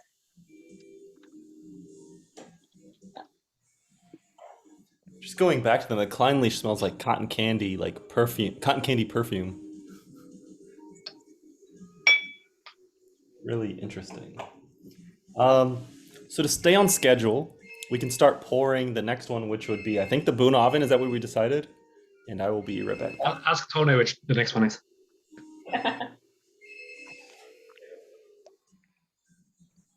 Yes, it's the Bunnahabhain. Say Yeah, definitely. Amanda, I think you're right. I added some water, and now it's even more prevalent that Right. there's something that I don't like. Good job, Amanda. Sorry about that. I did warn you. Yeah.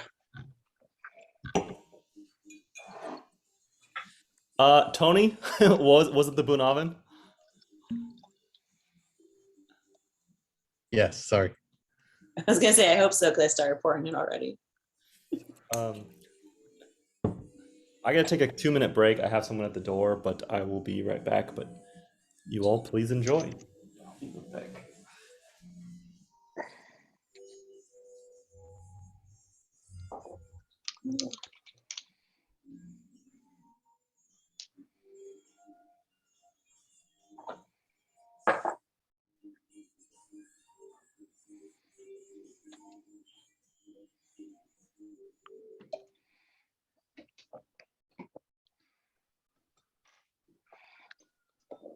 The color in this is crazy. Yeah, that was going to be one of the first things I mentioned. Was like it's pretty cool color-wise.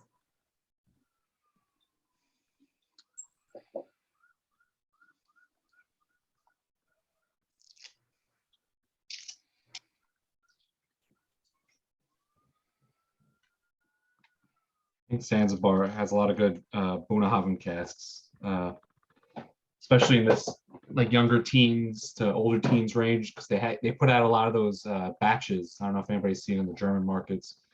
They put out the batches where they're either a couple of single casks added together, or just like a 200 bottle count, 250 bottle count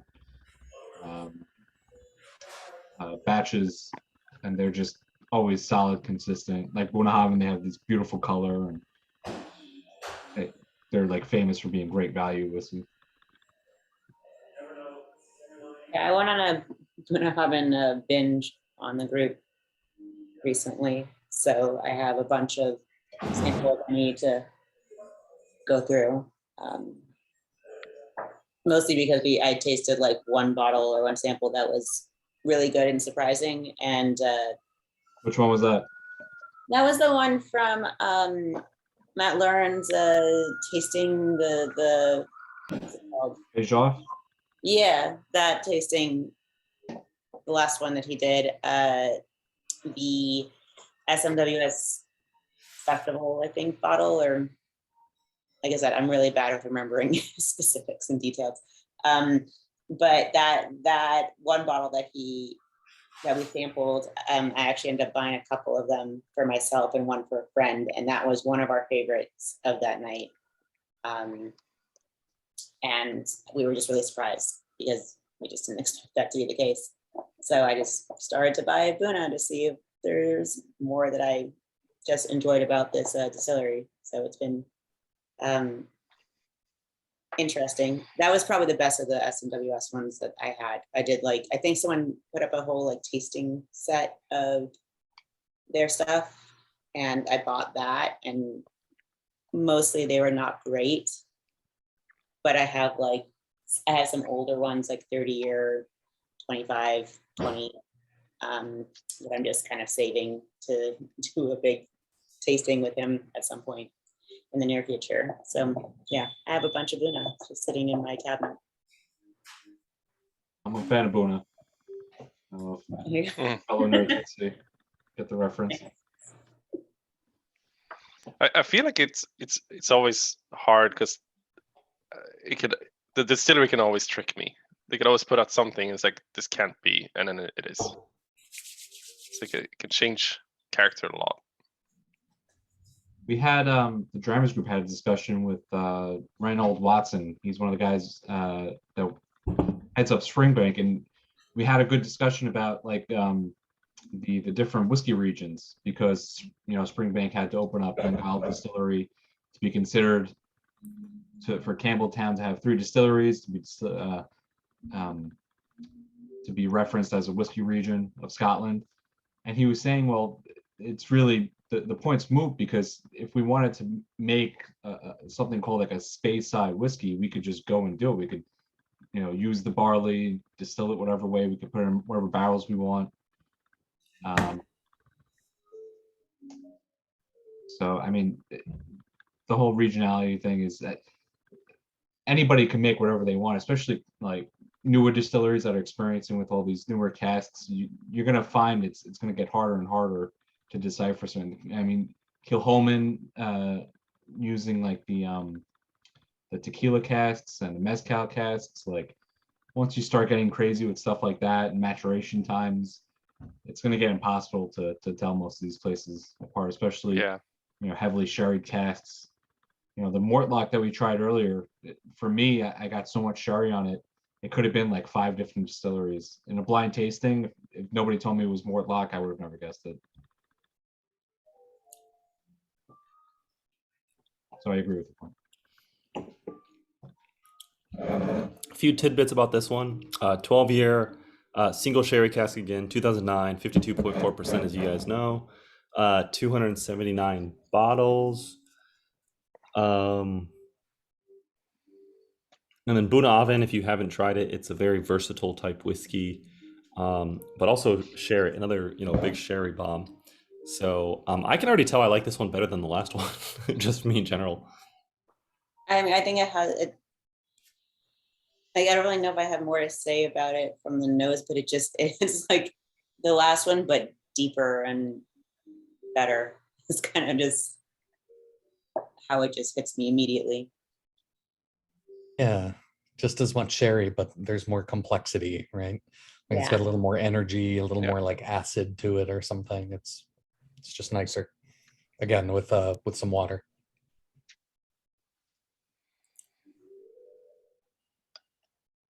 The finish is very unique on this. It's very good. It's very earthy. Quite different than definitely quite different than the last one.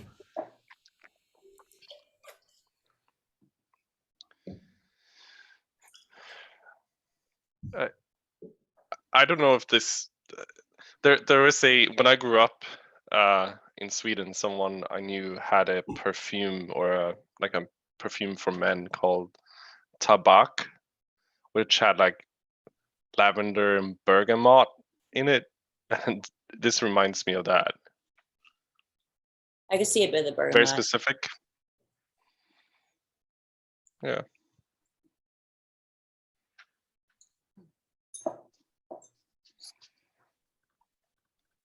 It's the first time I'm getting licorice with Bunnahabhain. Good note, though. I like that.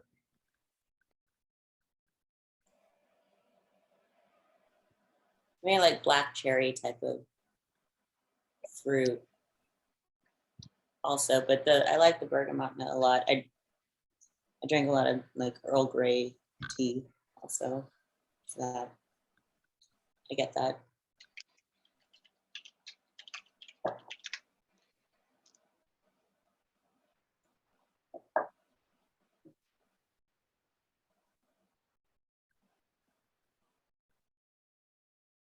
Little like root beer soda.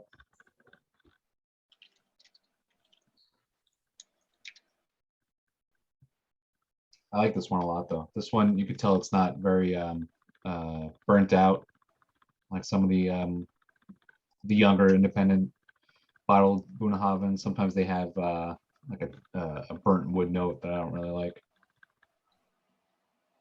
Some of their special editions that they put out in recent years have been getting a lot of that toasted wood note, and it's really been upsetting.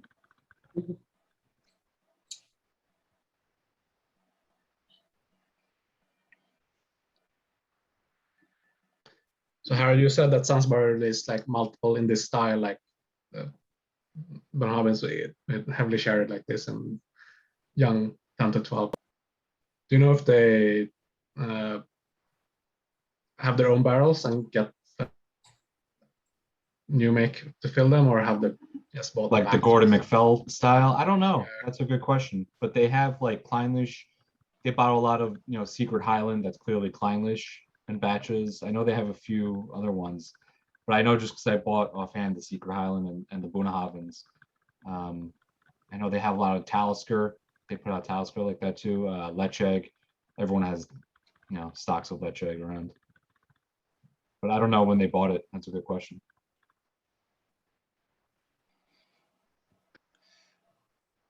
So it would be interesting to hear what Chris and Alex say about this, because this is, I guess, really far away from like the whatever Kentucky moonshine or whatever you were drinking. Like, what do you think about this? Because it's very different, I would assume. The classism in Manhattan, I tell you. I mean, I don't know. It's a lot of taste. There are a lot of toasted notes. I don't know of an eloquent way to compare it. Thanks for putting your shirts back on for the video feed.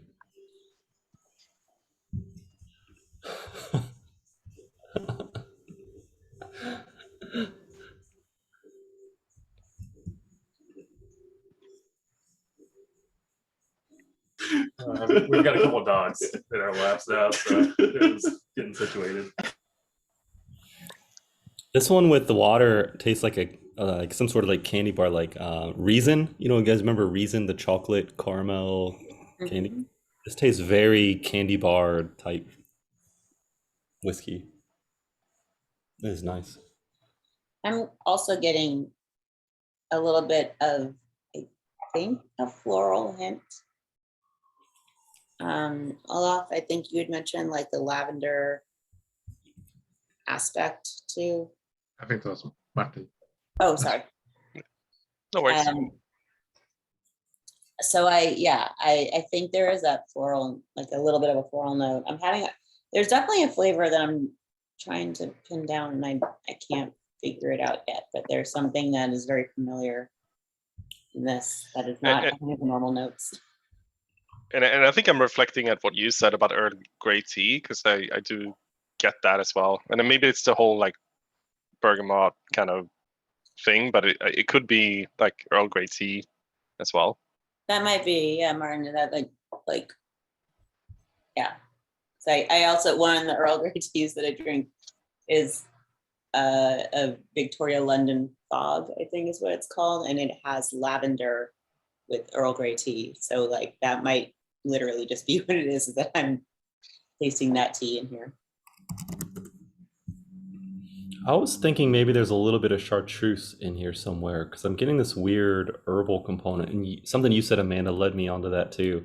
And I do feel there's like this weird herbal piece, not Jägermeister, maybe like even a drop of Jägermeister, but more chartreuse jumping out. I like that. I like with chartreuse. But that's interesting. Yeah, that makes sense. I like the herbal. So some of us well, a lot of us probably actually used to go to the society tastings, and they've been hit or miss lately. But regardless, they would always, almost every month, they would bottle a Bunnahabhain and release it, and we would try it at a tasting and see if we could buy it. If this was a 12-year Bunnahabhain at that tasting, I would totally buy it.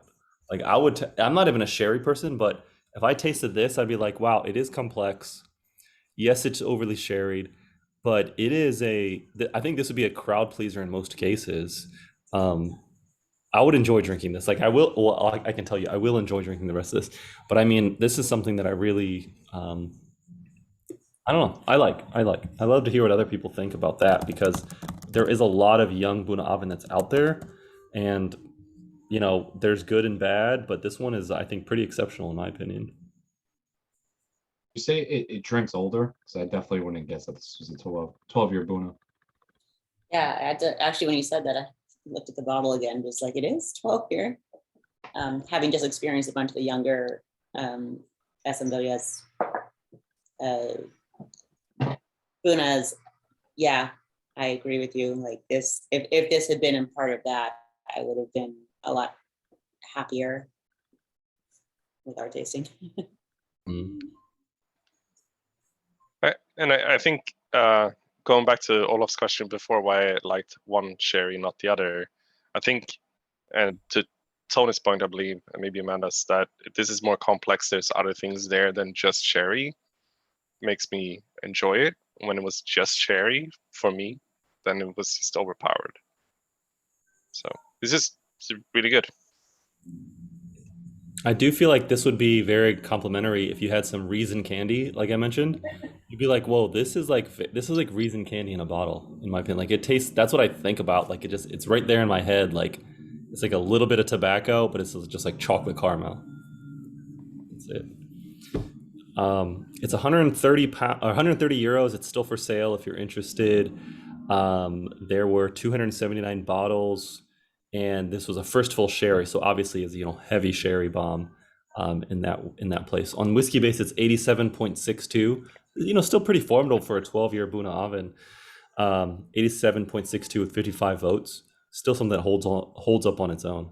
I like it. I actually like it. It's one of the better Bunnahabhains I've had for a while. Yeah, especially for the young, as a person, as I was saying before, as a person who's gone all in on a lot of Buna lately, like for a young one, this is really good. Yep. Some of the, if you guys are members or buy from Scotch Malt Whisky Society, I always feel like the Oiling Coastal, the blue label Bunnahabhains are actually really good too. If everyone ever has those. Olaf, I think we've seen like one. I haven't seen many. But It's been a while. It's been a lot of green ones lately, like Pete did. Yeah. It's been a while since they had other Bunas. Yep. I sent you the tasting sheet of what happened yesterday. They were like okay whiskeys. There was a Macallan and other stuff. All right, to stay on schedule, I think we can finish up by 10. We pour the last, and in case anybody's wondering what the last one is, by rules of deduction, we are on to the Secret Skye 17. Tony, which one are you pouring now?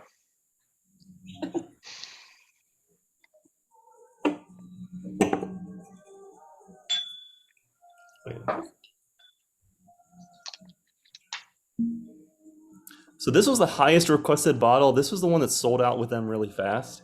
For obvious reasons. I mean, there's a lot of like Talisker nuts that are out there.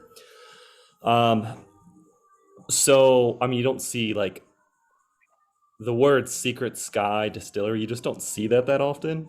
It is out there, but you just don't see it that often. Usually they just tell you it's Talisker or something else. But 17 years, 2003, 53.4. It was 136 bottles. So it was like one of those casks, right? It was one of those casks that there's not a lot in it, so let's do with what we can. I mean, sometimes it's a family cask, sometimes it's a leakage, sometimes it's just something that, happened and someone gets stuck with it. But this was one that was very highly in demand. This one is sold out, and excited that we get to try it and see what it's all about. I thought I had everything we have is non-chill filtered, no color added, of course. I think you all didn't get that already. But I do have some notes on this I can share too, but let's just dive in first and see where we get.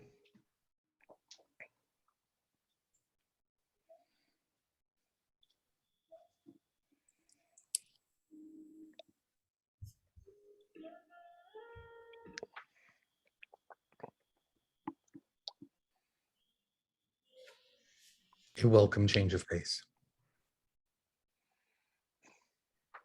Oh, I forgot to mention, this was matured fully in a bourbon cask. I think all of these today were all a single cask. They were not finished in any way, I believe.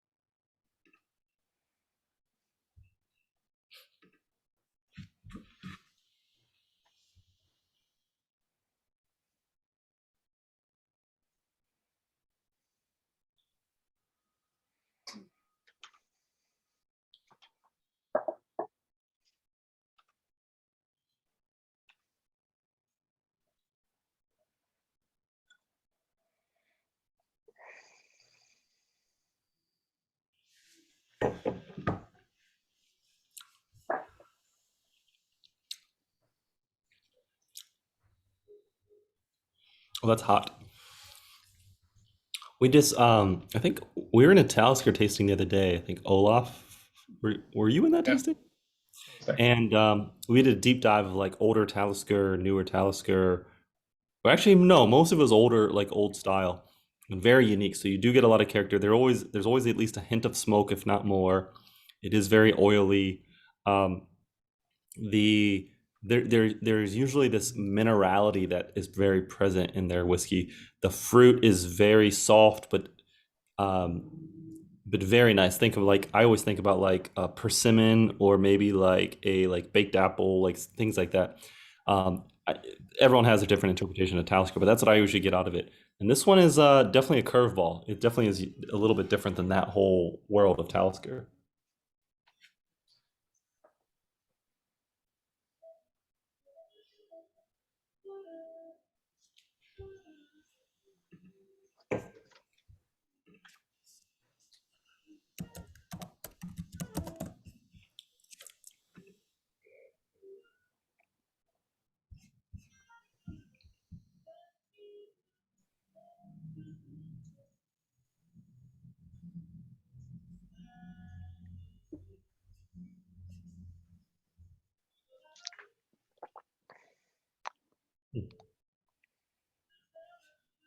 I kind of feel like this might be first fill because that like bourbon influence is like very heavy in my opinion.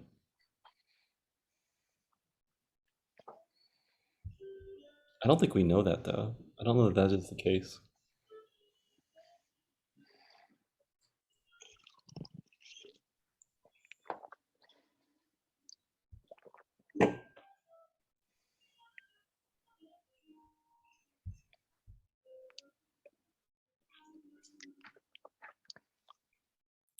Yeah, it was really fat on the palate, more so than most of the Taliskers. I don't get any smoke at all. Nothing. I think the Buna might have really muddled the palate for me at least. Might have really just sweetened it up.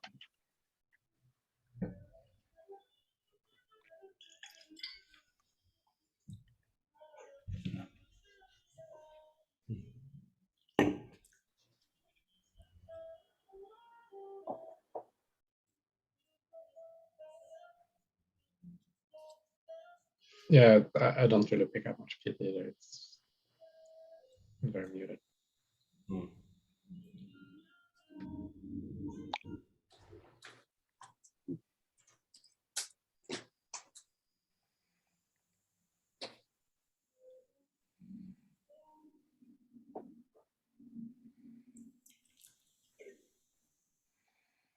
Maybe some salty winds coming in from the east.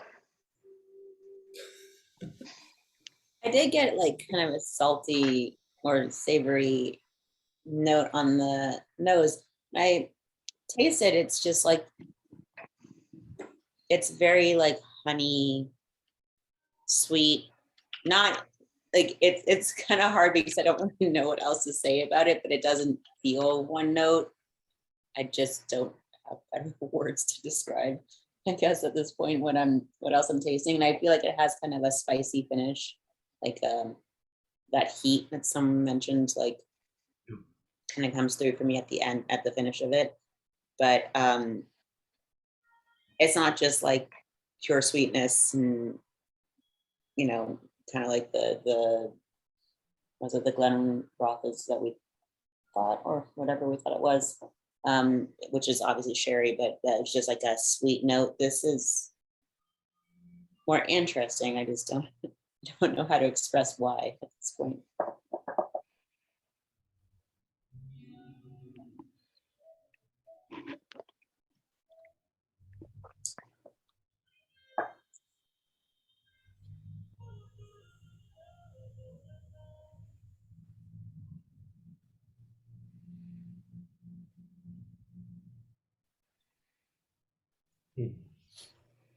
Yeah.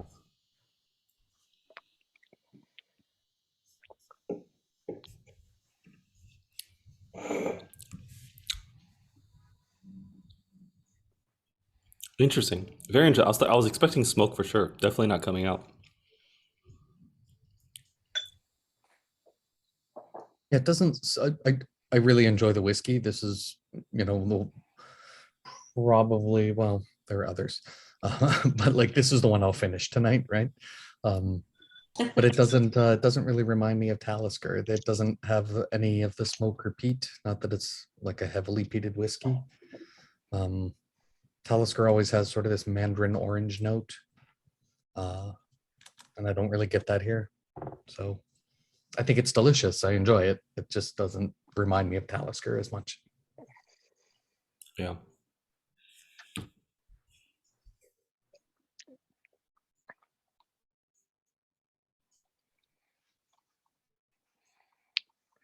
Interesting. I think for me also, I'm enjoying it because it's kind of going back to more bourbon barrel, to me, normal whiskey. So I'm enjoying it after those heavy sherry ones. Mm-hmm. Yeah, this one, I thought there was smoke. Like I said, I did not try these, but this would have been good to try maybe after the Clynelish as like a comparison. But still, it's not. No matter what whiskey you end on, it's a good whiskey to end on.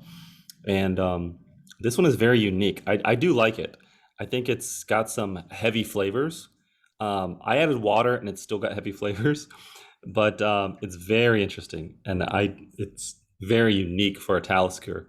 Now, is it their best Talisker cask? No, but it's definitely interesting. I still think it's maybe like a first fill bourbon that's maybe giving it a little bit too much of the wood flavor, like too much vanilla. Like it's heavy vanilla, but still, yeah, yeah.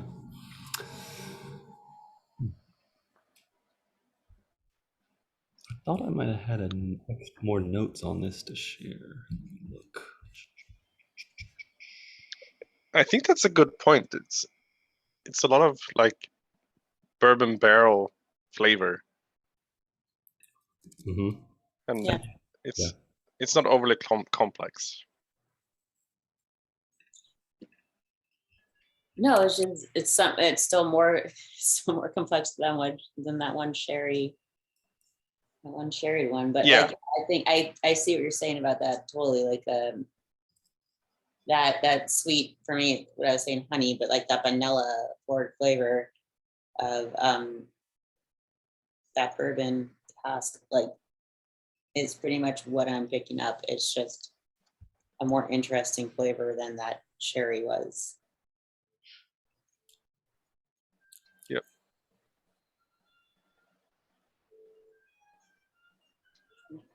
Now, one thing that might make you feel better, this sold for 120 euros and it sold out really fast. For at the time, people were like, whoa, Talisker, 17-year independent bottling, Sansibar, 120 euros. It sold out super fast, very quick. This one is the most difficult to get. This was the most heavily requested bottle. There's only 136 bottles.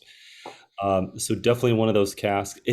I keep going back to something we talked about earlier. I think Harold, you mentioned, I know Olaf knows as well, the Drammer's Clynelish.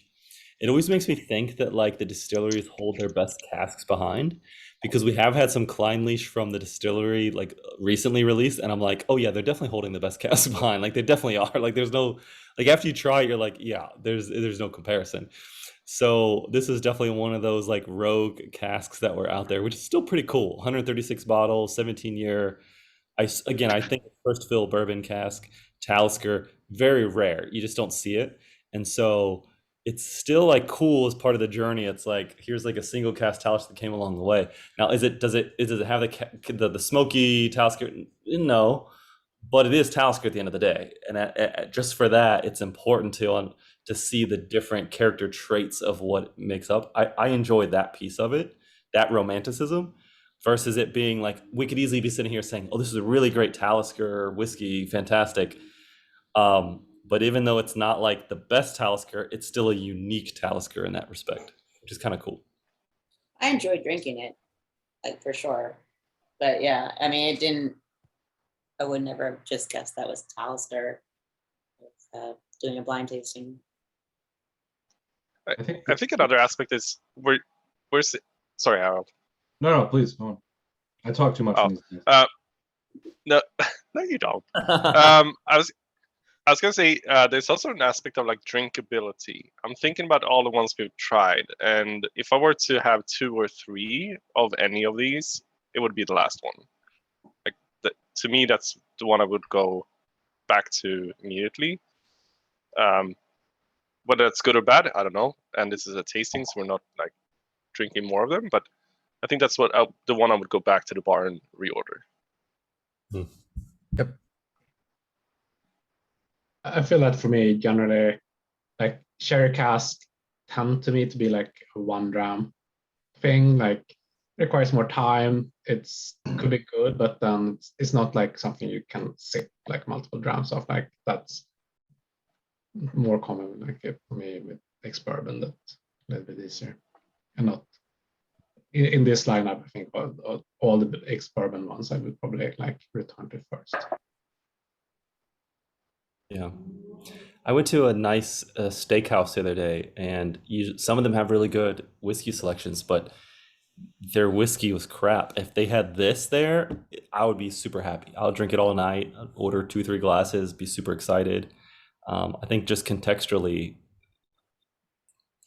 I think this bottle, as well as any others tonight, would have held their own and stood out with their own right. It just shows that there's a lot of bad whiskey out there, a lot of like bars and restaurants. But it's probably a good time. It's almost 10. Maybe we can go around and call out our favorites. I think it's going to be interesting now that we've gone through all of them. But Chris and Alex, I think, what have you guys found? Are you guys TikToking? What's your favorite bar? We've got the bottles over to the side. I definitely agree with Martin on the last one as far as drinkability goes. And that's coming from more of like a bourbon standpoint. I'd say most bourbons, Chris just said it, that you're kind of going to have probably a few of those. It wouldn't really be too strange. So that from a drinkability standpoint, the last one's very nice and kind of good finish, I would say, to the more complex ones that we tasted here. So Chris, you have a favorite? I don't know. I mean, they were all interesting. Maybe the Glenmorangie. I don't have a favorite. They're all interesting. I don't know that like I'd rush out to buy a bottle of any of them. What a typical thing a bourbon drinker says. What a typical thing. Like bourbon is like Scotch was like increasing in price significantly for the last like 4, 5, 6 years plus. Bourbon now is like super fast, like super reaching. Like you've got like empty shelves everywhere. Here in New York, even like they come out like a single cask of like Weller or something. And it's just like sells out the first day, like in a couple hours, maybe more. And it's that the price increase and the inflation of bourbon is, I think, increasing faster than Scotch, which is very unique because not too long ago it was still very affordable, still really achievable. It's like flying off the shelf. The auctions right now, the US auctions for bourbon, it's like crazy prices that it's like, why would anybody? I think people are just hoarding it. And they all taste the same. They all taste So the same. I would say like definitely 10 years ago, most all of them were using a very similar mash bill. In recent years, it's kind of the same thing. Like the microbreweries where everybody's starting to try new things and sours and things, and there's a lot of exploration now. But yeah, I mean, I think it's definitely a lot more similar notes, from one end of the spectrum of bourbon to the other than Scotch, but I like it. And I was being it- facetious. The best thing as a bourbon hater do is when you explain to people what MGP is, that's where everything kind of falls downhill. I explained it to someone the other day and they're like, what? And I'm like, yeah, you should look into it. Yeah, I don't buy any of that. Amanda, so what was your favorite? You went, sorry, Martin. I was just gonna say, I mean, I think bourbon is more regulated too, right? So you can't experiment as much as you can with other stuff, maybe. The rum event. Yeah, I mean, I guess there's a wide range between like bourbon and then American whiskey too, just because rye is picking up a lot more popularity in recent years, and that's Yeah. Yeah, I like rye a lot. I mean, I like bourbon just fine too, but I like rye. The Scotch Malt Whisky Society has been buying all these American casks and they've been bottling it. They're going to roll out a new non-subscription brand for American whiskeys because of the significant growth and desire for American whiskey across the world. I think that also includes bourbon, Tennessee whiskey, rye, 4-grain, but also single malts. So they're putting all of that into one new category, rebranding it. I think if you follow the logic, the Scotch Malt Whisky Society is not going to sell American whiskey at some point in the future. That I don't know, Olaf, but that's what I read in their shareholders release.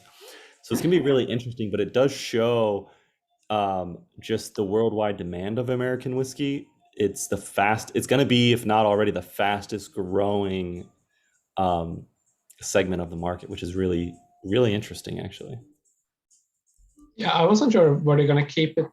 You said they were not going to do members. They were just going to be like an independent bottler, or?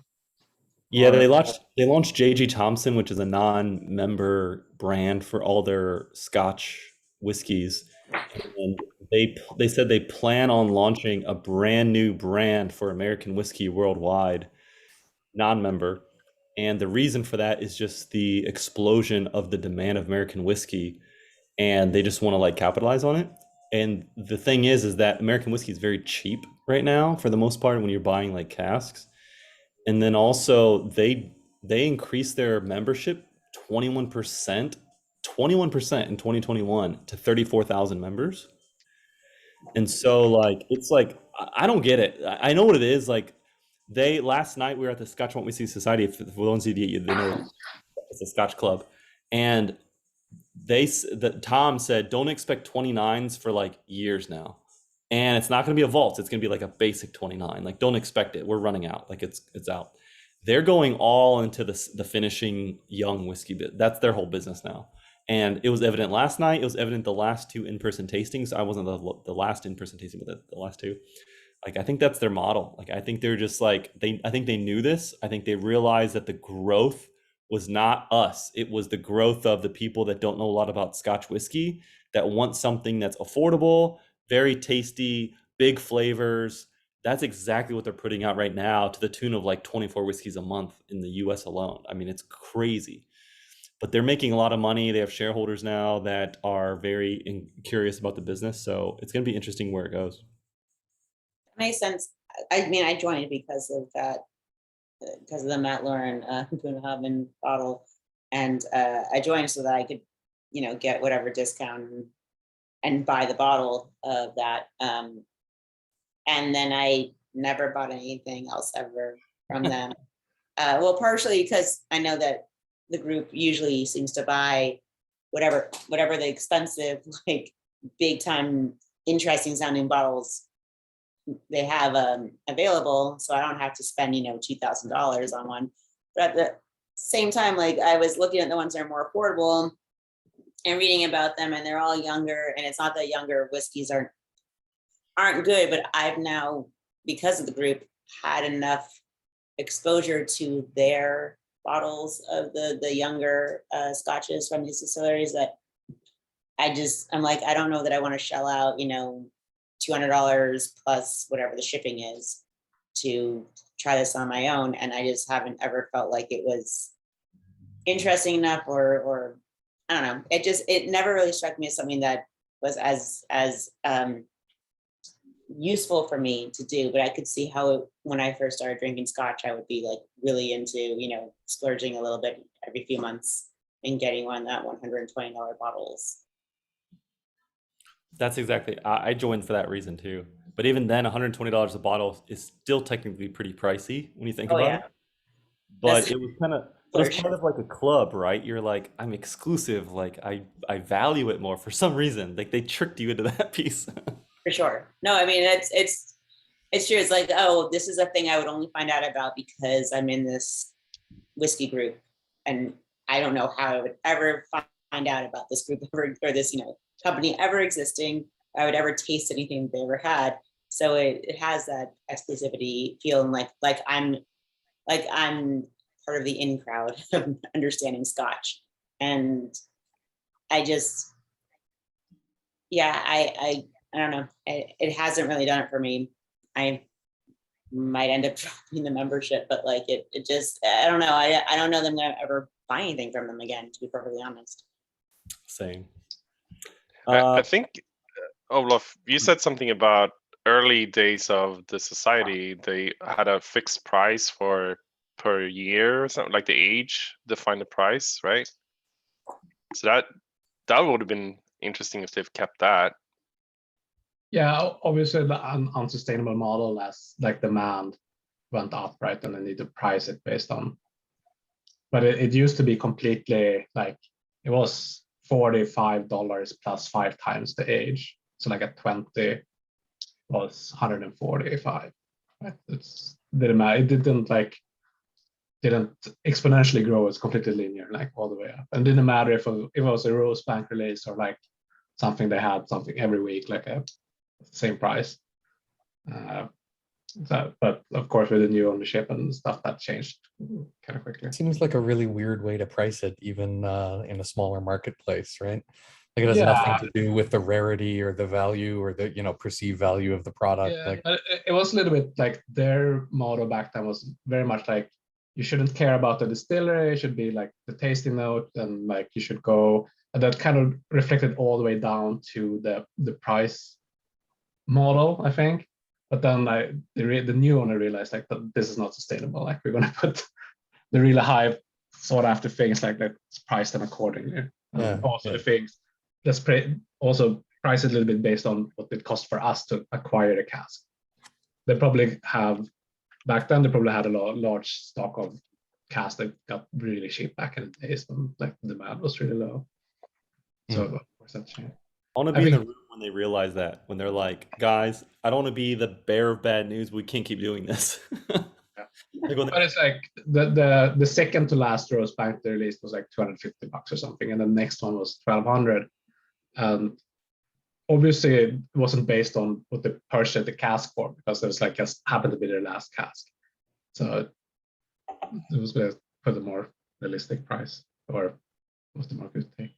I think today, as James says, they have to go with a lot of younger cast to do finishes, and I think also it caters to kind of the general crowd. I think this society feels there's a lot of like whiskey drinker. They're a little bit more starting to get into it, but they're not taking the step to start buying from Europe. Like if you're US residents, start importing whiskey yourself or paying like from UK, shipping starts at $80 or whatever it is now, right? It requires a certain type of whiskey drinker to take that step. So the availability of independence in the US, it's getting better, but it used to be pretty bad. So that's kind of the only choice, so to speak, to try a lot of distillers that actually you couldn't get at all in the US other than through the society. Of course, that's changing as well with popularity. Like we get more Gordon Macphails and signatories and Cadenheads, even though Cadenheads is still ridiculously priced. Adelphis, I don't know if they're kind of rare in the US though. I think you brought up a great point. Now that it's legal to bring in 700 milliliter bottles, we already saw Delphi and I think Single Malts of Scotland or somebody else did 700 milliliter bottlings, but we're going to see more and more of them, because that was always the biggest issue with them, buying more glass, worrying about the shipping prices to deal with the US markets and how each state is so unique with the shipping. And yeah, I like Amanda said, like SMWS, I got into whiskey a little too late. So when I wanted to try samples of stuff, it sounded nice at first, and then I started seeing that it's all bottles of stuff that's younger than 15 years, $120 plus. And then I look at the European market and I see things that are 40% cheaper at that price range. I'm like, why don't I just buy stuff there? And then Amanda, you were lucky enough to find Lebowski early enough where that just completely ruins the need. Where at this point, like even where I'm privileged enough to have bars in a closer vicinity in New York City, I don't even need to go to a bar anymore because I have a better selection than they do because I'm all stacked up on Lebowski samples. You're an elitist. I am. Yeah, damn right. I pay for that privilege. But no, it's true. I don't see, I see why they're doing it SMWS, but it's every SMWS member that I've spoken to that's been a member for 3 years plus, they all have the same concern and they're all worried about the same thing, but yet you guys are still members. So I don't know. I think desperation is the key when you're at the point of shipping from the UK. I don't know if everyone knows here, but like some of us here ship from like all over the world. We have like rogue agents all over the world that are just like accepting bottles, reshipping. I just got a Japan connection, so if anybody wants to ship anything from Japan, let me know. I might actually do that. My sister is interested in Japanese whiskeys. I have a friend who's moving out to the UK soon, and I'm like, and I invited him to the group, and I'm just like, you and I are gonna, obviously we're gonna work together. Ask if he wants to make some money. I mean, I said that to him, like, you do realize that you're gonna be like a very valuable commodity out there. Like, you're gonna be a big time person for the group if you are happy. Like, I will happily pour out the samples and work with him, but he's game. Whenever you need something from Ohio, I mean, where's the mute we're button? here. Where's that mute button? I actually have so myself and a couple people have someone that we're trying to, like, we're paying for his trip to drive to Talisker to buy the 27-year exclusives. Because they're not on malts.com, they're kind of hard. I mean, just the levels, the desperation you go through just to try to get this stuff done is like ridiculous. Which is not an easy drive either to some. If you guys go back to that Mortlach is wild now. It is a completely different whiskey. It is, I can't even describe it. It does not taste anything like it did before. It is very out there. Going back to all of them now, so giving them all equal shot. I think airtime is very undervalued with all of these. The Clynelish is nice now too. It was among my least favorite on our first pass, but it's actually quite nice.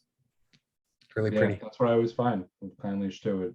It opens up tremendously. I would say the grain also benefits a lot of like waiting. I'm probably going to try the rest tomorrow, pour it and let it stand for an hour or two. So let's go back through. So Amanda, what was your favorite? Did it change? I mean, I still think that my favorite is that Glenmorangie. I think the Mortlach is probably second. And I think the Bunna and Mortlach are probably kind of they're right neck and neck for different reasons. Wow. But it depends on what I want. But I think the Glenmorangie wins. I would agree with that. The Bunna was definitely unique. I mean, that one definitely stood out. It's memorable, for sure. Harold, what did you think? I don't know. The first round, because I only did like a half ounce of each pour so far. I'd say the first round, the Clynelish was my favorite, but I mean that's what I drink on the regular. I feel like the Glenmorangie, I really need some airtime with that one. I probably won't even drink that one again tonight. Maybe the Mortlach too. And then the Talisker was really nice. It wasn't Talisker-esque, but if you told me it was something else, I'd like it. Especially if you told me it was 120 euros, I think that's a great value. I think that's another reason why it sold so quick, because you got a higher age Talisker for less than $150. That's a great value all around. So I agree with that. A lot of the get-togethers we all go to, you bring a bottle or two, you drop it on the table. That Talisker is one that I might keep coming back to. It's just for some reason, it's like hard to explain, but it's like I keep coming back to it because it's like, how is it changing over the course of a night when your taste buds are like, we tried this last 7th. If we tried it first, I guarantee it's going to taste somewhat different. Good, bad, who knows? But like, it will definitely be different regardless.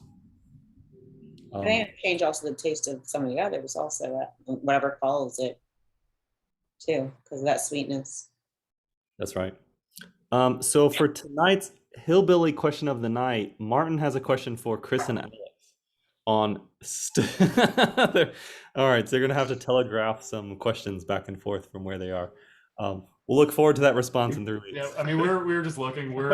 I've never seen it, or at least I've never paid attention. Not in stores to it in around store. here. Yeah. So I was looking to find out where I can even get a bottle. We'll sample and let you know. You guys can make a shitload of money because in Ohio you can be buying the bourbons that come out, because I know there's like bourbon hunters and all, but you can literally, if you were interested, you can be buying bottles and then like repurposing. Now, not to say that I don't promote that at all. Other people don't promote it, but like there is, I guarantee, because I'm looking at auctions, the U.S. auctions, the bourbon that's selling is ridiculous. Like stuff that's fresh off the shelf. I don't get it. Like I really don't get it. Like I don't know where. It's just people are freaked out that it's gonna just disappear like soon, and so they're just like hoarding and they're spending like 4x, 5x, 10x on this crap. Yeah. I mean, every Saturday morning you can go stand outside of just about any state liquor store for like 2 hours waiting outside for it to open, and they might have a case of something and you just like aren't sure and you're waiting for the hope that you can buy. There's a lot of like staples that don't go out of stock, but yeah, Weller was one of those. It was impossible to get for the longest time when it came back. 2 words: bust and pass. Do you still have that Tesla tequila? I have the 2 bottles, and I also bought a decanter, so I don't have to open the 2 bottles, so I can just sell them. You could have sold it when I told you to. I think it's going down now, but you could have sold it for like $2 grand. Oh, that's gonna sit in my basement for like 20 years. Like, make sure did I send you? You seal it so it doesn't evaporate. Yeah, I've got cellophane, or whatever that. Martin, what was your favorite after all? I think the Talisker, for its kind of the style I like and its drinkability. I think for interest, it was either the Mortlach or the Bunnahabhain. Kind of undecided, so those are probably 2, 3. Wow.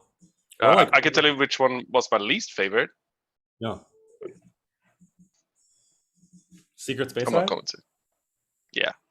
Yeah, I could see that. I'm surprised actually. What Harold said, then what you said about the Skye, then the Amanda, Alex, Chris, we kind of seemed like very in the same realm. Tony, you said you were like going back and there's some differences. What stood out for you? What was your favorite? Yeah, it's hard for me to pick a favorite. I think the Secret Speyside was my least favorite among them. I agree with a lot of what's said. Like I think the Skye, the Talisker's drinkable and the kind of in my zone, the kind of thing that I enjoy. Bunnahabhain's probably gets my vote for like the most interesting, most kind of pensive. There's a lot going on there. It is not normally my style of Scotch, but I think this one's good, and it's complicated. I'm less of a fan maybe of the Mortlach as everyone else is, it sounds like. It's kind of challenging for me. I don't know. Second favorite is maybe the Highland, the Secret Highland. Do you But feel I've enjoyed everything. you drink a lot of wine as well as like fortified wine and things like that? Does that palate of yours influence how you like your whiskey? Or do you treat it completely separate? It's whiskey and there's wine over there, or is there some like interconnection? If there's a connection, I think it's that both with wine and whiskey, like unadulterated tends to be sort of the trend, right, that you move toward. So with my whiskeys these days, I kind of like no sherry, no peat kind of, style of whiskey. That doesn't mean I won't enjoy other things, but yeah, if there's any commonality, it's probably that when you put a lot of alcohol in your mouth, like things that are a little more stripped down tend to be more pleasing. And we're sorry there were no like wet wool sock whiskeys here, but Yeah, we know that's your I like the favorite ones that type of taste wine. like dead mouse, right? Like a rodent Yeah. in a trap. That's what I'm looking for. That's what this Bunnahabhain is growing on me. This might be like my top 3. Like this thing is really delicious. I am getting smoke now, a hint of smoke on the end. I don't know if you It's guys. nice. And then, like I was saying, the Clynelish didn't really appeal to me at first, but I drank the rest of it. I'm happy with it. It's perfumed. It's pretty. It's really nice. Awesome. Yeah, I might buy another bottle of this Bunnahabhain. This is growing. So last but surely not least, and I've shared my favorite too. I think it was the Secret Highland, and then the Mortlach, and then the I have to say Bunnahabhain now. I was gonna say the north of Scotland, but I like the Bunnahabhain. Olaf, what about you? Yeah, I think after the first pass, like straight away, I had probably Secret Highland highest. I do want to go back to a few of them though and really explore. I think both the grain and the Clynelish and the Mortlach, I think, deserves like a second chance and revisit. Just smelling them now, I think there's more to discover there. I enjoy them. I think they open up more. And yeah, maybe the Bunna as well. It's I think it's a whiskey I would enjoy in small amounts. It's pretty complex and like pretty out in your face, so to speak. But yeah, more of exploring. But for just a sipper tonight, I think the Secret Highland would be. Can't go That wrong with that. grain was really nice. The second go around, the grain was really just very well balanced. Very blendy again, but still toasted coconut, vanilla, just really nice. James, do you know how much that cost when they released it from I was DeinWhisky? about to say that too, because I just started nosing the north of Scotland. It's spiking now. Like the nose has taken over. Like it's Yeah. on a path. And rightfully so, right? I mean, it's a like a 50-year-old whiskey. You got to give it. What is who says it? Is it Charlie McLean? Someone says it. It's like, hey, this whiskey's been in there for 30, 40, 50 years. Yeah. You need to give it some time to like, you know what I mean? Like you gotta it demands at least an hour of your time to spend with it. The cost on that, I'm looking it up right now. I closed the window, so I think you can actually still find it, but it's 400 euro. Oh, it's still available. Okay. When we first nosed the north of Scotland, it was first. It is what it is, right? We're in a tasting. We don't have like unlimited time. But when you leave it in the glass now for 2 hours, it is a completely different beast. I mean, it's like it's jumping. It's like before it was like, what am I finding? What am I looking? Now it's like jumping out at you. It's like calling for you. I Really. like it better now too. I think that might have been my number one overall. Oh yeah. The palate finish is like perfection. It's really good. So if anybody has any whiskey left of the 50 north of Scotland, next time pour it. Enjoy watching a show. Watch ER. I don't know what people watch these days. I don't watch. And then like go after like an hour and a half and see what you think. But that is exceptional too. Did you say watch ER, Grandpa? What was What that? people watch? What do people watch these days? Like How Seinfeld? old are you? 1996. ER is the know most what- I popular don't show know. again. Oh, you know what I was gonna say earlier is what? Seinfeld's a 25-year-old show at this point. By the way, Chris, do you know like the South Park clip of I'm not getting drunk with my friends, I'm an online whiskey consultant? You know what I'm talking about? I tried to find the clip, I couldn't find it, but you guys It's a wine tasting. Yeah, the I think smorgasbord. Randy's doing like no, I'm not getting drunk. It's a wine tasting. The He's smorgasbord. just It's pounds his wine back. Yep. something Amanda you said about how do you pronounce Glenmorangie? Brian Cox, actually, if you guys know Brian Cox from Succession, he did something special where he was properly pronouncing the Scottish whiskies, and I just like the way he talks or whatever.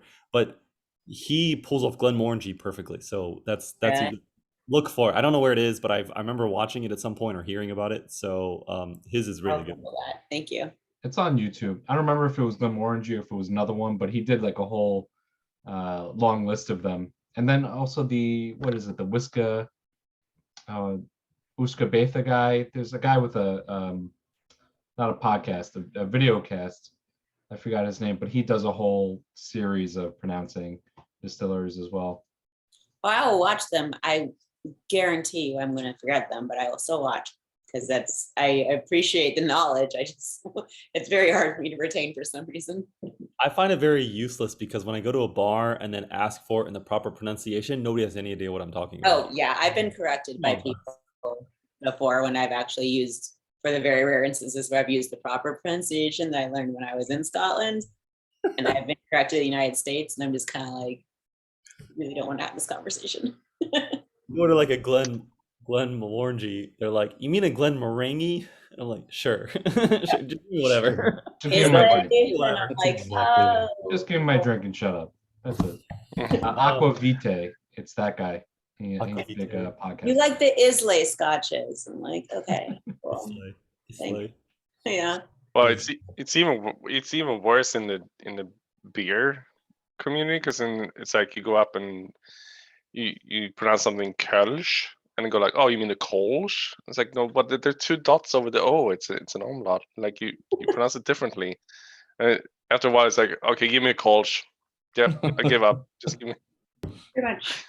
I'll have the escargot and a chablis. Yeah.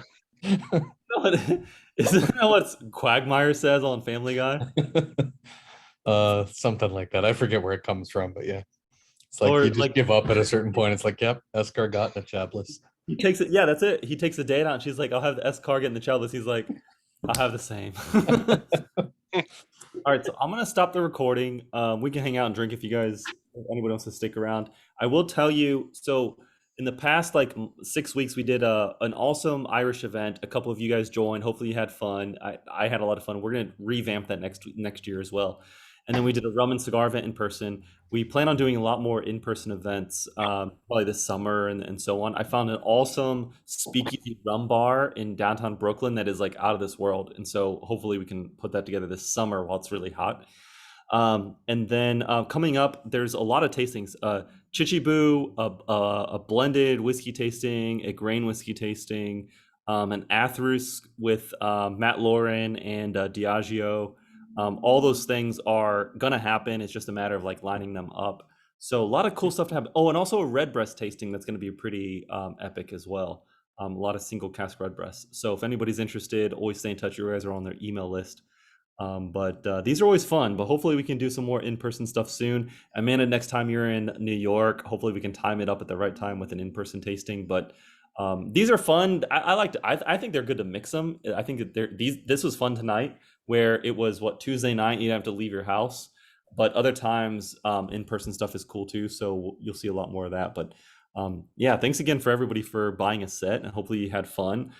Really amazing drams. Really rare at the end of the day that they're all single casks. Some good, some others. But the benefit is always when you see a success is that everyone had different favorites. If it was clearly no, this was the best, and then this was then it was you know what? Half the jams were good, the other ones were okay.